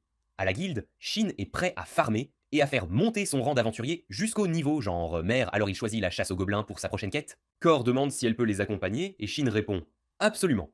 Elle ajoute qu'elle terminera son travail actuel une fois qu'ils seront de retour. Elle a inspecté la forêt de Raliua, là où ce duel épique a eu lieu, juste pour s'assurer qu'elle repousse correctement. Apparemment, tout l'endroit ressemblait à une fête sauvage, traversée par une tornade qui serait partie sans nettoyer. Shin demande s'il peut se joindre à elle pour ça, puisqu'il a participé à tout ce duel, et elle répond « Oui ». Alors d'abord, ils vont dans la forêt chasser des gobelins. Puis direction la forêt de Ralois pour vérifier les choses. Et figurez-vous, la forêt est totalement revenue à la normale.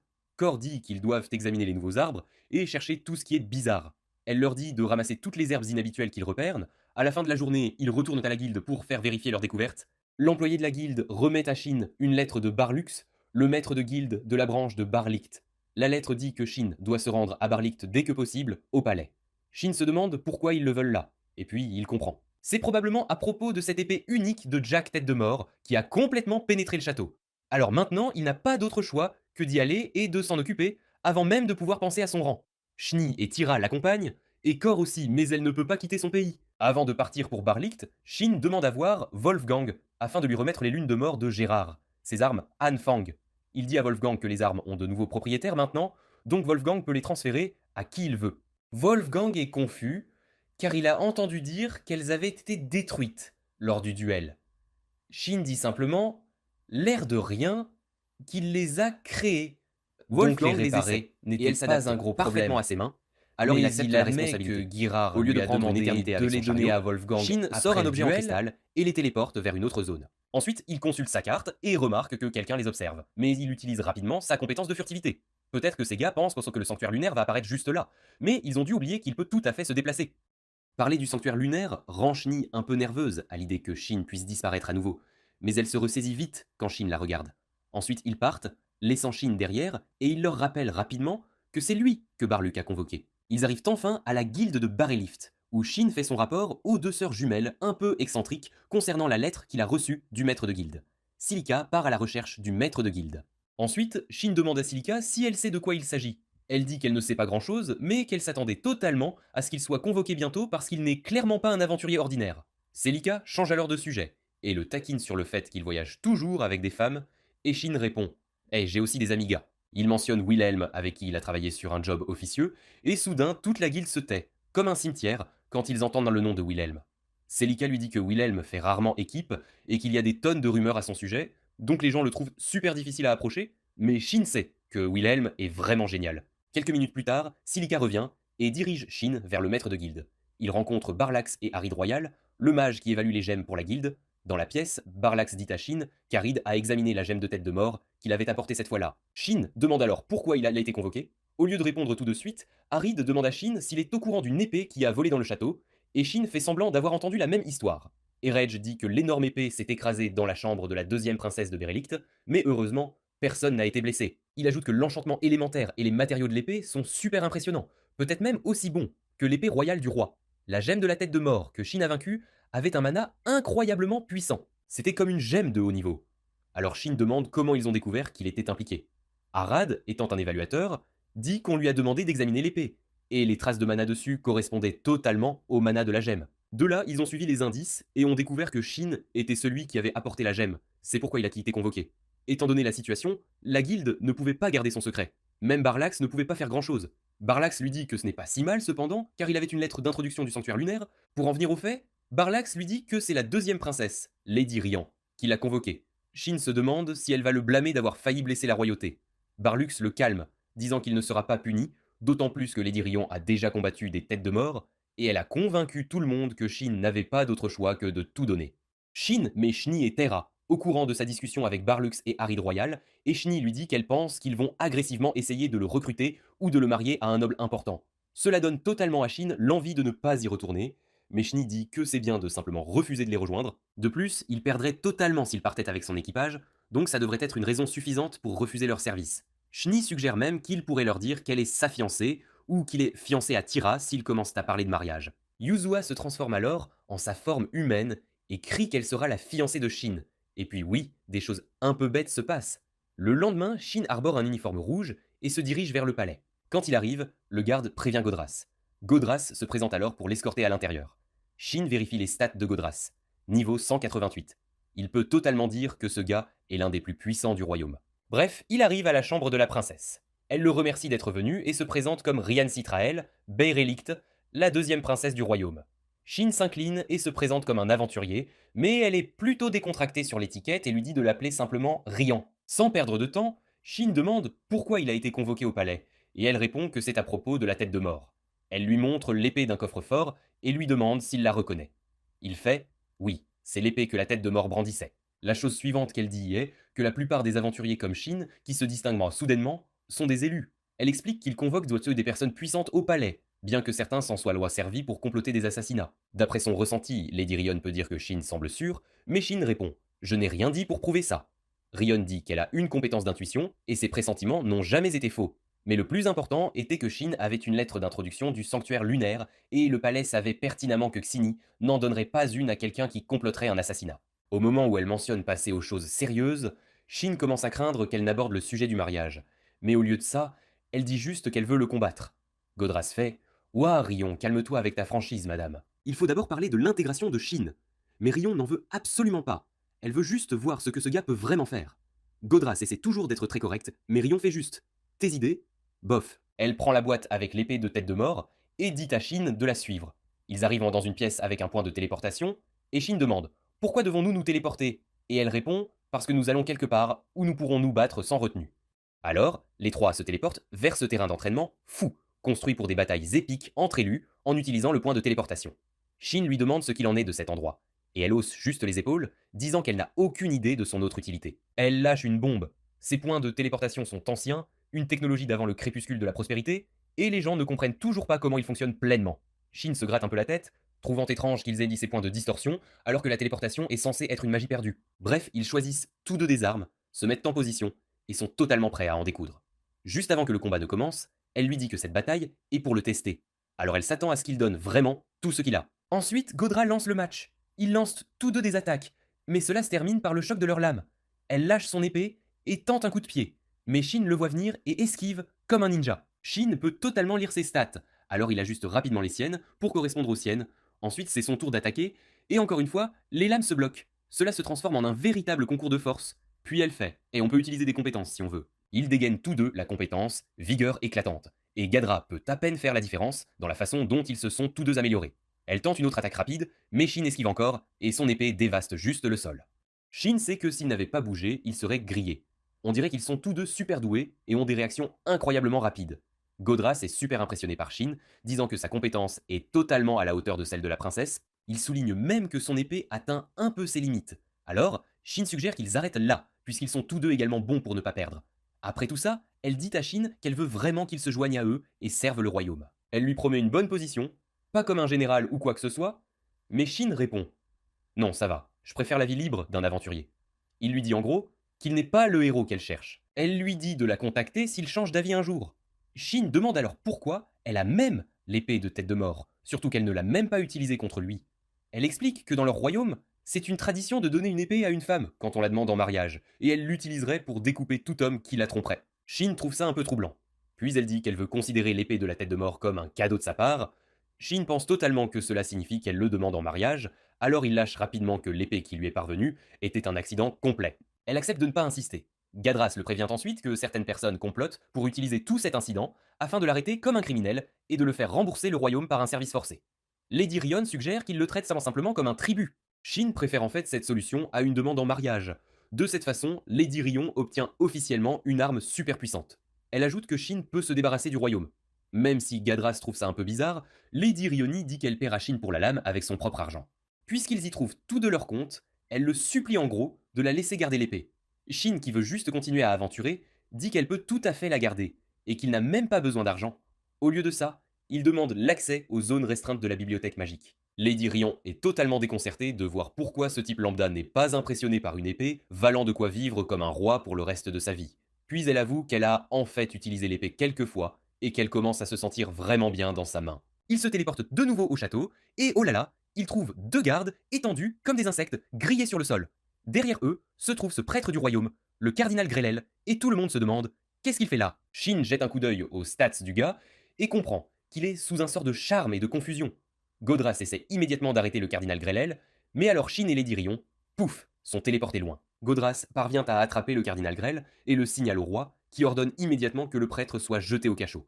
Malheureusement, Shin et Rion sont téléportés dans cet endroit super délabré et inachevé. Shin demande où diable il se trouve. Dame Rion reconnaît l'endroit comme étant la terre de Kalkia.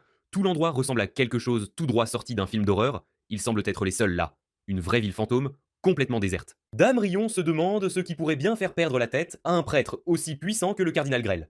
Shin dit qu'ils doivent partir d'abord et lui demande si elle peut utiliser la télépathie. Elle répond non, car elle n'est en groupe avec personne. Alors Shin décide de contacter son équipe et de dire à ses compagnons, Shni et Tira, où les retrouver. Il demande à Rion s'il y a des villes proches, et elle décrit la ville fortifiée de Valmer, le seul moyen d'entrer ou de sortir de Bayreuth. Heureusement pour lui, Shni appelle juste au bon moment, et elle a l'air super triste et tremblante, demandant si Shin va bien. Shin la calme, disant qu'il va tout à fait bien. Elle craint qu'il ne disparaisse à nouveau, puisqu'il s'est évanoui si soudainement. Puis il explique leur situation à Shni, et ils comprennent tous les deux que quelqu'un contrôle le cardinal Grel. Shni dit que les compétences affectant l'esprit sont totalement tabous, et même les royaux sont exécutés s'ils sont pris à les utiliser. Shin dit que si c'est vrai, quelqu'un se cache définitivement dans l'ombre. Shin dit qu'il pourrait se téléporter, mais il doute que la princesse et son peuple le laissent tôt partir s'il utilisait une magie prétendument perdue. Puis il demande si Shni peut gérer les choses de son côté, et elle répond oui. Il lui dit de se retrouver à Valmer. Shni dit alors à Tiara que Shin va bien, et qu'elles doivent se rendre au palais pour une affaire urgente. En chemin vers le palais, Shni révèle à Tiara que Shin a eu des problèmes avec l'un de ses démons, vous savez, des monstres nés du miasme. Elle les décrit comme des vauriens inutiles qui veulent juste semer le chaos. La grande différence entre eux et les autres monstres est qu'ils deviennent super puissants à l'intérieur du miasme. De plus, ils peuvent complètement se déguiser en d'autres monstres. Elle ajoute que les monstres affligés par le miasme attaquent tout et n'importe quoi. Plus un démon est humain, plus il est fort et intelligent, et ils sont classés en conséquence. Donc, elle pense que c'est probablement un démon de classe compte relativement intelligent, au moins de niveau 300, peut-être même 400, car celui-ci a utilisé des compétences pour contrôler une personne. Tira est complètement paniquée, réalisant qu'elle est loin d'atteindre ce niveau. Shni lui dit qu'elles vont juste observer aujourd'hui, donc pas besoin de s'inquiéter. Quand elles arrivent à un endroit sûr près du château, Shni lance dissimulation, un sort de camouflage pour que personne ne les remarque. Puis elle attrape Tira et lui dit de s'accrocher fort car elles sont sur le point de faire un vol rapide. Elle saute par-dessus la très haute clôture et se faufile directement dans le château. Tira est terrifiée qu'elles entrent si effrontément. Même si elles utilisent la magie de dissimulation, elles se précipitent vers le donjon où ce démon est enfermé. Elles aperçoivent deux gardes qui se détendent à l'entrée et Shni, en chef qu'elle est, les endort simplement avec un sort de sommeil. Facile comme bonjour. Elle leur prend la clé, ouvre le donjon et paf, elle se retrouve juste devant le cardinal Grêle. Il est totalement choqué de la voir et demande ce diable qu'elle fait là. Elle raconte tout ce qu'elle a entendu. Mais voilà le hic. Le cardinal Grêle, qui est complètement perturbé par cette compétence mentale taboue, ne se souvient même pas que quelque chose lui ait été lancé. Il fait de son mieux, mais tout ce qu'il obtient, ce sont de petits souvenirs fragmentés. Shni comprend. C'est parce qu'il a deux effets mentaux en même temps. Alors elle le calme, lui dit que les deux personnes qui ont été téléportées sont en sécurité. Puis elle dissipe l'effet de statut sur lui, forçant littéralement le démon à sortir. Il s'avère que c'est un démon aux multiples yeux et aux mains régénératrices nommé Magnumuk, et il est de niveau 423. Shni peut dire qu'il est super intelligent juste parce qu'il a un nom. Ce démon laid la reconnaît tout de suite comme la haute elfe aux yeux bleus et aux cheveux argentés qui contrecarrerait toujours leur plan. Elle dit Ouah, ça fait 500 ans que je n'ai pas vu l'un de vous, pas depuis le cataclysme. Le démon tente d'attaquer avec ses mains régénératrices, à plusieurs reprises, mais Shni le tranche à chaque fois avec son épée. Puis le démon demande pourquoi elle se donne même la peine de protéger le cardinal Grêle. Elle répond Ben voyons, ce serait un dommage total de le laisser mourir pour de fausses accusations. De plus, elle dit au démon que ce serait un déshonneur pour le sanctuaire lunaire si elle le laissait faire des ravages. Le démon stupide sait que le sanctuaire lunaire est l'endroit où se trouvaient les hauts humains, et qu'ils ont déjà botté les fesses de son espèce. Mais ensuite, ce démon dégoûtant essaie de convaincre Shni de les rejoindre, et elle répond juste non. Le démon continue d'insister, demandant pourquoi elle est si déterminée à les haïr et à prendre parti pour un maître qu'il a abandonné. Il dit Pourquoi n'es-tu pas en colère ou amer contre les gens qui t'ont laissé et dépendent de ton pouvoir? Shni en a marre de son bluff, et honnêtement, il a choisi le pire moment pour essayer de la provoquer. Elle sort son épée de la lune bleue et donne instantanément une nouvelle adresse à sa tête, un peu détachée de son corps. Il débite encore des absurdités, même si son corps et sa tête sont littéralement en train de se désintégrer. On parle d'une sortie dramatique. Shni sort du donjon avec le cardinal Grêle, plus Tira, Shimmer et Yuzua. Il se dirige directement vers le palais du roi. Tout le monde se demande probablement comment elle a même pu entrer dans le château, n'est-ce pas? Le roi demande immédiatement ce qu'elle fait là, et comment elle est entrée dans le donjon. Elle explique tout sur les démons et cette compétence taboue affectant l'esprit qu'ils ont utilisée sur le cardinal Grêle. Le roi s'exclame Ouah, alors les ennemis de l'humanité, ces démons des livres d'histoire, sont-ils vraiment de retour? Le roi, la reine et Godras sont super soulagés d'apprendre la formidable nouvelle de Shni que les deux qui ont été téléportés sont en sécurité. Le roi dit qu'il espère que le cardinal Grêle continuera d'être leur intermédiaire avec l'Église. Le cardinal Grêle s'excuse énormément et promet de travailler encore plus dur à partir de maintenant. Shni dit alors au roi qu'il devrait vraiment essayer de contrôler l'information, car si la nouvelle du chaos se répandait dans le château, cela paniquerait complètement les gens du peuple. Le roi comprend, et lui demande ensuite ce qu'elle va faire. Elle dit qu'elle a un endroit où aller et quitte le palais avec son équipe. Tira est curieuse de savoir comment ils vont se rendre à la ville fortifiée de Valmer puisque Shin a leur chariot, alors elle demande à Shni à ce sujet. Shni lui dit de ne pas s'inquiéter, qu'elles vont juste y courir. Et bien sûr, Shni et Tira quittent le château et sprintent jusqu'à la ville fortifiée de Valmer. Tira crie à plein poumon alors que sa maîtresse accélère complètement, même si elle est sur le dos de Shimmer. Pendant ce temps, ce bon à rien de Shin demande à Rion ce qu'elle sait des terres pures. Rion explique que les terres pures sont des villes qui sont tombées pendant l'événement de la prospérité, et la rumeur dit qu'il faut plusieurs élus pour vaincre les monstres qui y apparaissent. Shin l'imbécile fait remarquer qu'ils auront besoin d'une sorte d'arme, et Rion mentionne qu'elle est super contente d'avoir été téléportée avec son épée à tête de mort en boîte. Rion demande à Shin l'insensé ce qu'il compte utiliser pour sa défense, et l'idiot, Shin rempli d'orgueil, sourit juste les yeux fermés comme un chiot mouillé, essayant de se gratter. Il se dit qu'il ne peut pas encore laisser la princesse savoir à quel point il est vraiment puissant. Shin ajoute que cela pourrait être un défi même pour lui pendant qu'ils essaient de trouver leur chemin hors de la Terre pure. Si ces deux fous perdus errent dans la Terre pure, Rion raconte l'histoire de cette petite porte qui serait l'entrée et la sortie d'une nouvelle porte. Shin suggère qu'ils cherchent la porte au lieu de simplement éliminer tous les monstres de la Terre pure. Shin l'idiot aperçoit un mur et demande à Rion si elle est d'accord pour l'escalader. Sans même attendre de réponse, Shin le crétin saute en l'air et redescend lentement au bas du mur. Shin le nigo essaie de sauter par-dessus le mur à nouveau, mais la même chose se produit. Shin demande à Rion ce qu'elle a vu quand il a sauté, et Rion lui dit qu'après que Shin ait sauté en l'air, il a disparu quand il a dépassé le mur, puis est réapparu au sol. Shin pense que sa réapparition a quelque chose à voir avec la téléportation, juste avant d'essayer de sauter par-dessus une partie plus basse de la clôture. Shin mentionne qu'il sait ce qui cause le problème, il conduit Rion en avant dans la terre pure, et il tombe sur cette boule de lumière magique. Shin le stupide sourit en réalisant, et explique à Rion que la boule de lumière magique signifie que toute la ville est en fait un donjon. Rion est totalement surprise par les paroles de son partenaire tête en l'air, et s'exclame qu'elle n'a jamais entendu parler d'une ville devenant un donjon. Shin explique que cette ville transformée en donjon fonctionne différemment des donjons normaux auxquels elle est habituée, et qu'ils ne peuvent atteindre la sortie qu'en suivant un ensemble de routes spécifiques.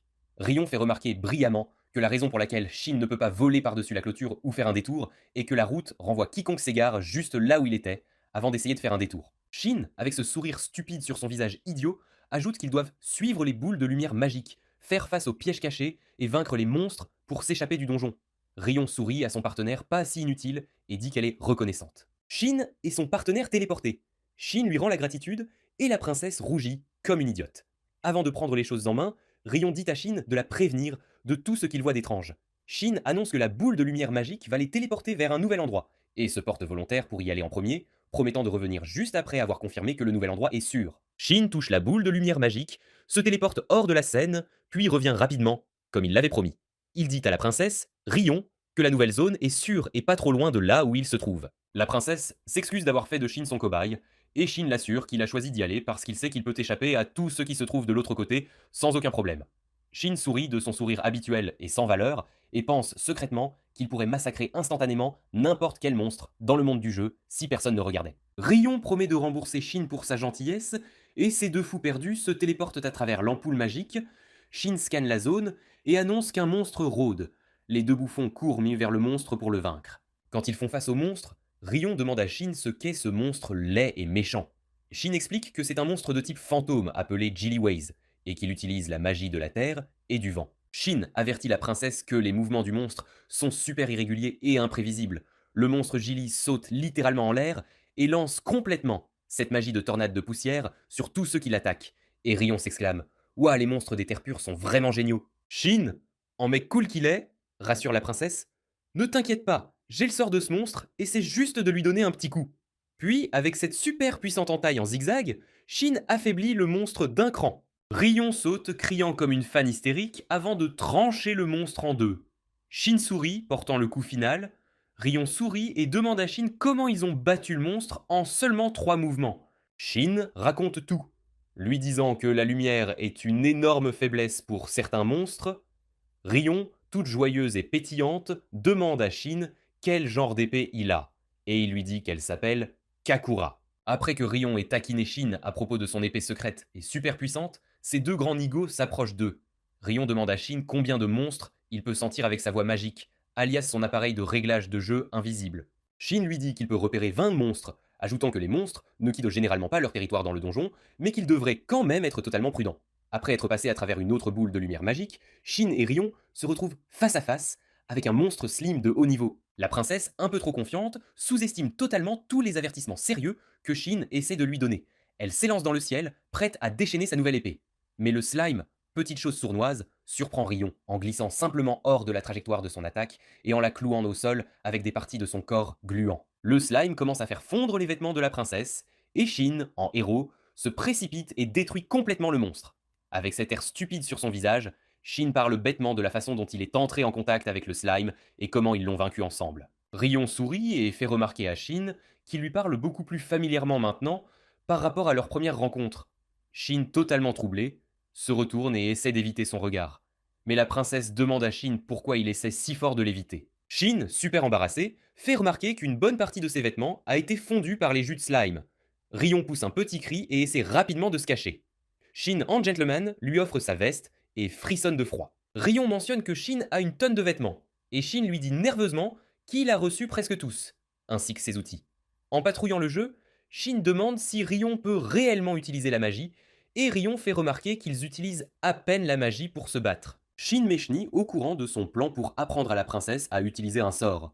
Après les leçons, ces deux grands nigauds se promènent-elles dans le donjon et tombent sur un monstre en forme d'œuf. Shin fait remarquer que le donjon agit bizarrement, comme s'il essayait de se débarrasser d'eux. Et l'œuf de monstre éclot, et se transforme instantanément en un énorme et méchant monstre griffon, crachant une rafale super puissante d'énergie glaciale. Shin ramasse immédiatement Rion et s'envole juste à temps, avant que cette étrange explosion ne les atteigne. Dans une zone isolée, Rion demande à Shin de la poser avant de demander ce qu'ils peuvent même faire. Shin dit à Rion d'attaquer par derrière pendant qu'il sert d'appât. Rion sourit et demande à son partenaire, stupide, s'il va réellement pouvoir gérer son rôle. Shin assure, la princesse, que même s'il doute que le monstre le frappe, si cela arrive, il peut totalement l'encaisser. Sur ce, Shin commence à courir et à distraire complètement le monstre. Il sort un tas de lames de doigts et les lance sur le monstre. Pendant que le monstre grogne vers le ciel, Rion voit une ouverture et saute en l'air pour le frapper à plusieurs reprises. Le monstre frappe Rion avec son aile, et Rion se demande à quel point cette aile est réellement forte. Shin attire l'attention de Rion en l'air, et Rion le regarde. Rion demande à Shin s'ils ont fini, et Shin lui dit joyeusement que le monstre griffon a disparu. Soudain, le monstre se régénère, les surprenant totalement. Shin insiste qu'il est sûr qu'ils l'ont vaincu, et Rion mentionne que le monstre s'est régénéré à 100%. Le monstre crie dans l'air de l'après-midi et bénit les deux fous avec un souffle glacial, et Rion et Shin courent pour leur vie. Pendant qu'ils courent, Rion demande à Shin ce qu'ils peuvent faire pour enfin détruire ce monstre. Après avoir réfléchi intensément un instant, Shin trouve quelque chose avant de demander à Rion de lui rendre un service. Rion s'exclame quand Shin lui demande de trouver le dispositif pour ouvrir la porte toute seule, mais Shin l'ignore totalement et lui dit qu'il va ralentir le monstre pendant que Rion examine le mécanisme d'ouverture. Quand Rion demande ce qu'elle a à faire avec le mécanisme d'ouverture, Shin fait remarquer que la régénération super rapide du monstre vient probablement de la magie, et qu'il y a probablement un sort, quelque part, qui régénère le monstre. Rion ajoute que le sort doit avoir été caché dans le mécanisme d'ouverture. Rion fait remarquer qu'ouvrir la porte pourrait immobiliser temporairement le griffon et leur permettre de s'échapper. Avec un sourire stupide, Shin mentionne qu'il est assez courant pour les monstres de vouloir se montrer et rire. Sur ce, Shin s'envole super haut dans le ciel et s'excuse intérieurement auprès de Rion. Shin confesse que peu importe s'il y a un sort ou non. Avec Rion hors de son chemin, Shin déchaîne sa puissance maximale et détruit complètement le monstre en un seul coup. Mais ensuite, la tête du monstre se régénère, et Shin déclare joyeusement ses plans d'utiliser le monstre comme cobaye pour voir combien de puissance il peut libérer en une seule fois. Après avoir vaincu le monstre régénéré pour la 30e fois, Shin décide d'essayer quelque chose de différent. Une sphère blanche apparaît dans la poitrine du monstre et commence soudainement à attirer Shin en elle. Shin lance une attaque de feu, mais la sphère dans le monstre l'absorbe simplement, et Shin est enveloppé dans cette lumière dorée, se libérant de la force contraignante de la créature. Shin attaque le géant stupide et réalise qu'il a perdu ses capacités de régénération. Shin tranche le cou du monstre et le regarde exploser en rien. Rion entre en scène et demande à Shin ce qu'était cette explosion et où est passé le monstre griffon. Shin lui dit qu'il a anéanti le monstre pendant qu'elle était partie. En dehors du donjon, Shin informe Rion qu'ils vont retrouver un de ses amis dans la ville voisine. Son ami envoie un message à Shin disant qu'il campera avec la princesse pour la nuit. Shin dit immédiatement à Tira et aux animaux mythiques de commencer leur voyage. La nuit, autour d'un feu de camp, Shin propose de prendre le premier car et donne du thé à Rion. Rion demande à Shin comment il est si préparé, presque comme s'il avait planifié leur nuit dehors. Shin explique qu'il avait l'habitude de voyager avec une boîte d'objets. Rion regarde Shin avec admiration et réduit la distance entre eux. Rion essaye d'agacer Shin, ce crétin, pour qu'il rejoigne l'armée, mais Shin refuse. Rion fait remarquer qu'elle se sent rafraîchie de rencontrer enfin quelqu'un qui parle assez franchement pour avoir une conversation amusante. Shin demande à Rion si elle a une bonne relation avec sa famille. Mais Rion admet que non. Shin mentionne qu'il est libre de discuter agréablement avec Rion quand il veut, avant de remarquer que Rion s'est blotti dans ses bras. Le lendemain matin, tout un bataillon de têtes de mort marche vers la ville voisine, où ils sont censés retrouver Zinni et les autres. Rion se demande pourquoi une horde massive de monstres se dirige vers la ville voisine, Valmer. Elle mentionne que les actions des monstres sont comme une inondation. Confus, Shin demande à Rion ce qu'est même une inondation. Rion explique à l'idiot immature qu'une inondation, c'est quand la matière magique débordant d'une terre pure s'accumule suffisamment, se transforme, puis libère une tonne de monstres. Rion ajoute que le Garuda de brume protège la zone autour de la Terre pure et Valmer est le seul moyen d'éviter la brume. Rion continue que pour la même raison, Valmer est super fortifié et agit comme un bouclier contre les inondations magiques. Rion dépose des connaissances dans le cerveau terne et inutile de Shin, lui disant qu'il y a de puissants guerriers et des élus à Valmer, mais la ville subit toujours beaucoup de dégâts. Rion lève les yeux avec dégoût et continue que contre une inondation majeure, Valmer pourrait même ne pas avoir la moindre chance. Shin se dit bêtement qu'il doit demander à Shni de se dépêcher d'aller à Valmer. Shin l'idiot fait bêtement remarquer, comme un sot, qu'il faudra un certain temps avant que les monstres n'atteignent Valmer, avant de dire à Rion qu'ils doivent rejoindre l'armée de Valmer. À Valmer, Rion dit Hé Shin, combien de temps avant que ces hordes de monstres ne gâchent notre fête Et Shin répond Détends-toi, Rion, probablement juste quelques jours avant qu'ils n'atteignent Valmer. Rion doit partir rencontrer le seigneur local, mais elle dit à Shin d'aller à la guilde des aventuriers de la ville, et Shin, étant le gars ignorant qu'il est, demande ce qui vient ensuite. Rion explique que la guilde et l'armée vont être essentielles pour cette énorme invasion, et tous les élus vont se regrouper.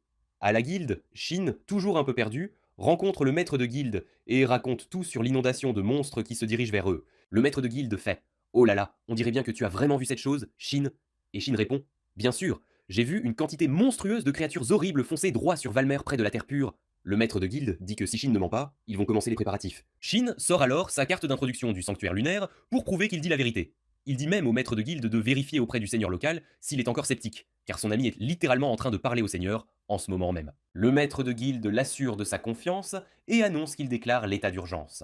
Il ajoute que si l'ami de Shin a vraiment obtenu une audience avec le seigneur, l'armée interviendra le plus vite possible. Le maître de guilde poursuit, disant qu'aussitôt le feu vert donné, ils évacueront tout le monde. Il se tourne ensuite vers son assistante et lui ordonne de contacter tous les représentants de guilde. Une fois qu'elle est partie, le maître de guilde demande à Shin ce qu'il compte faire. Ce stupide Shin, en bon bonnet bienveillant qu'il est, se porte volontaire pour rester et aider la ville à combattre les monstres.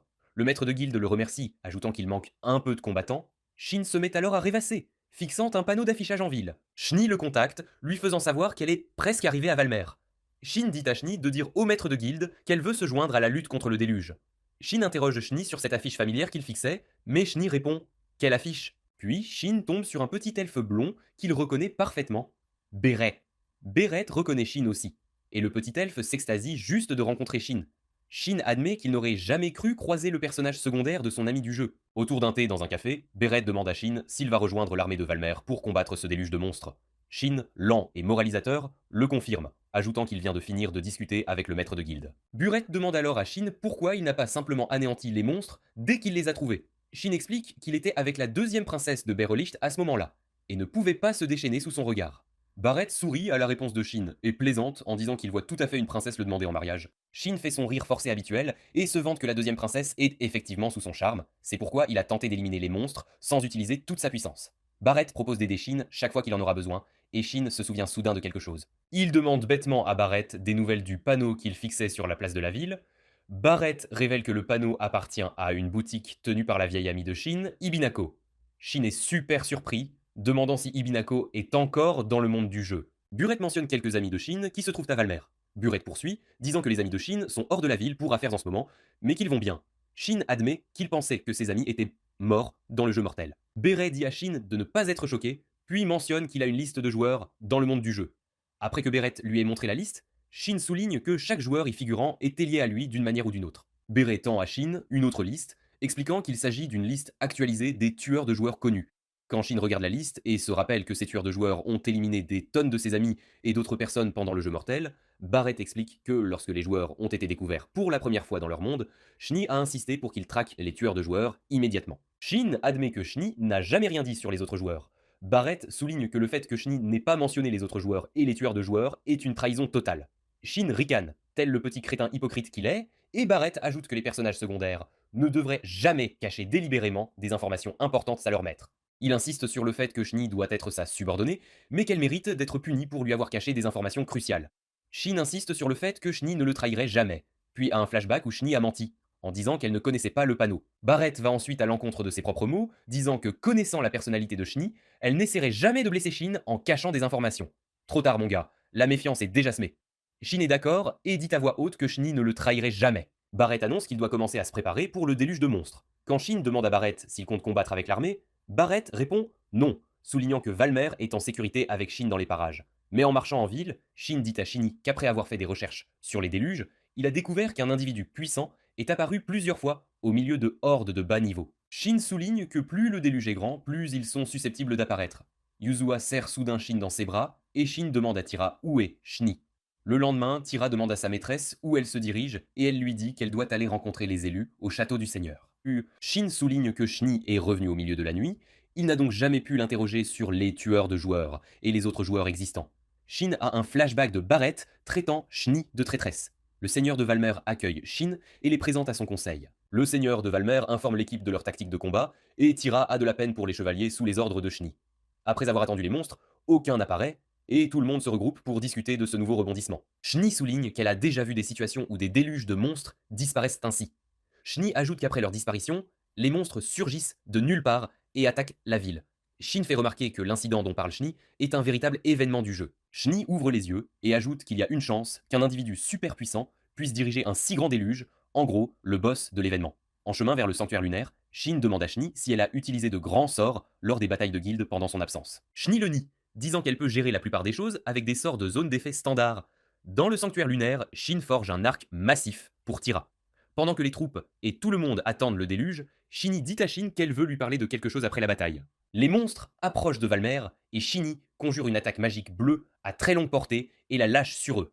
Tira et Yuzua louent Shini et Rion ordonne aux soldats d'attaquer.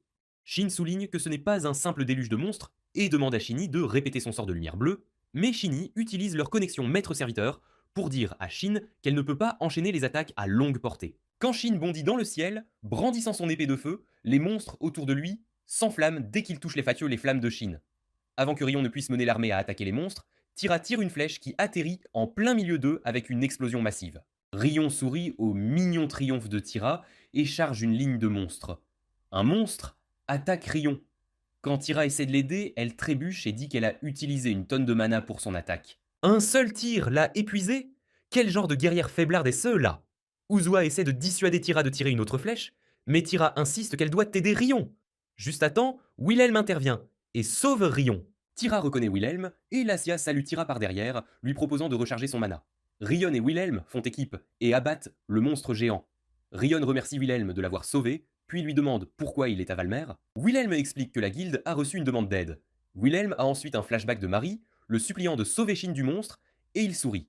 Mais Shin encaisse totalement les coups, avec son armure intégrale et genre, frappe un monstre au sol comme s'il était fait de papier. Les gardes autour de lui font tous « Waouh, mec, qui es-tu même ?» Shin leur dit juste de l'appeler Rouge, puis suggère qu'il dégage pour qu'il puisse utiliser toute sa puissance sans retenue. Les gardes s'enfuient en fait, totalement paniqués, et Shin active sa hache maudite. Il commence à trancher des tonnes de monstres, puis repère le grand et méchant boss de l'événement.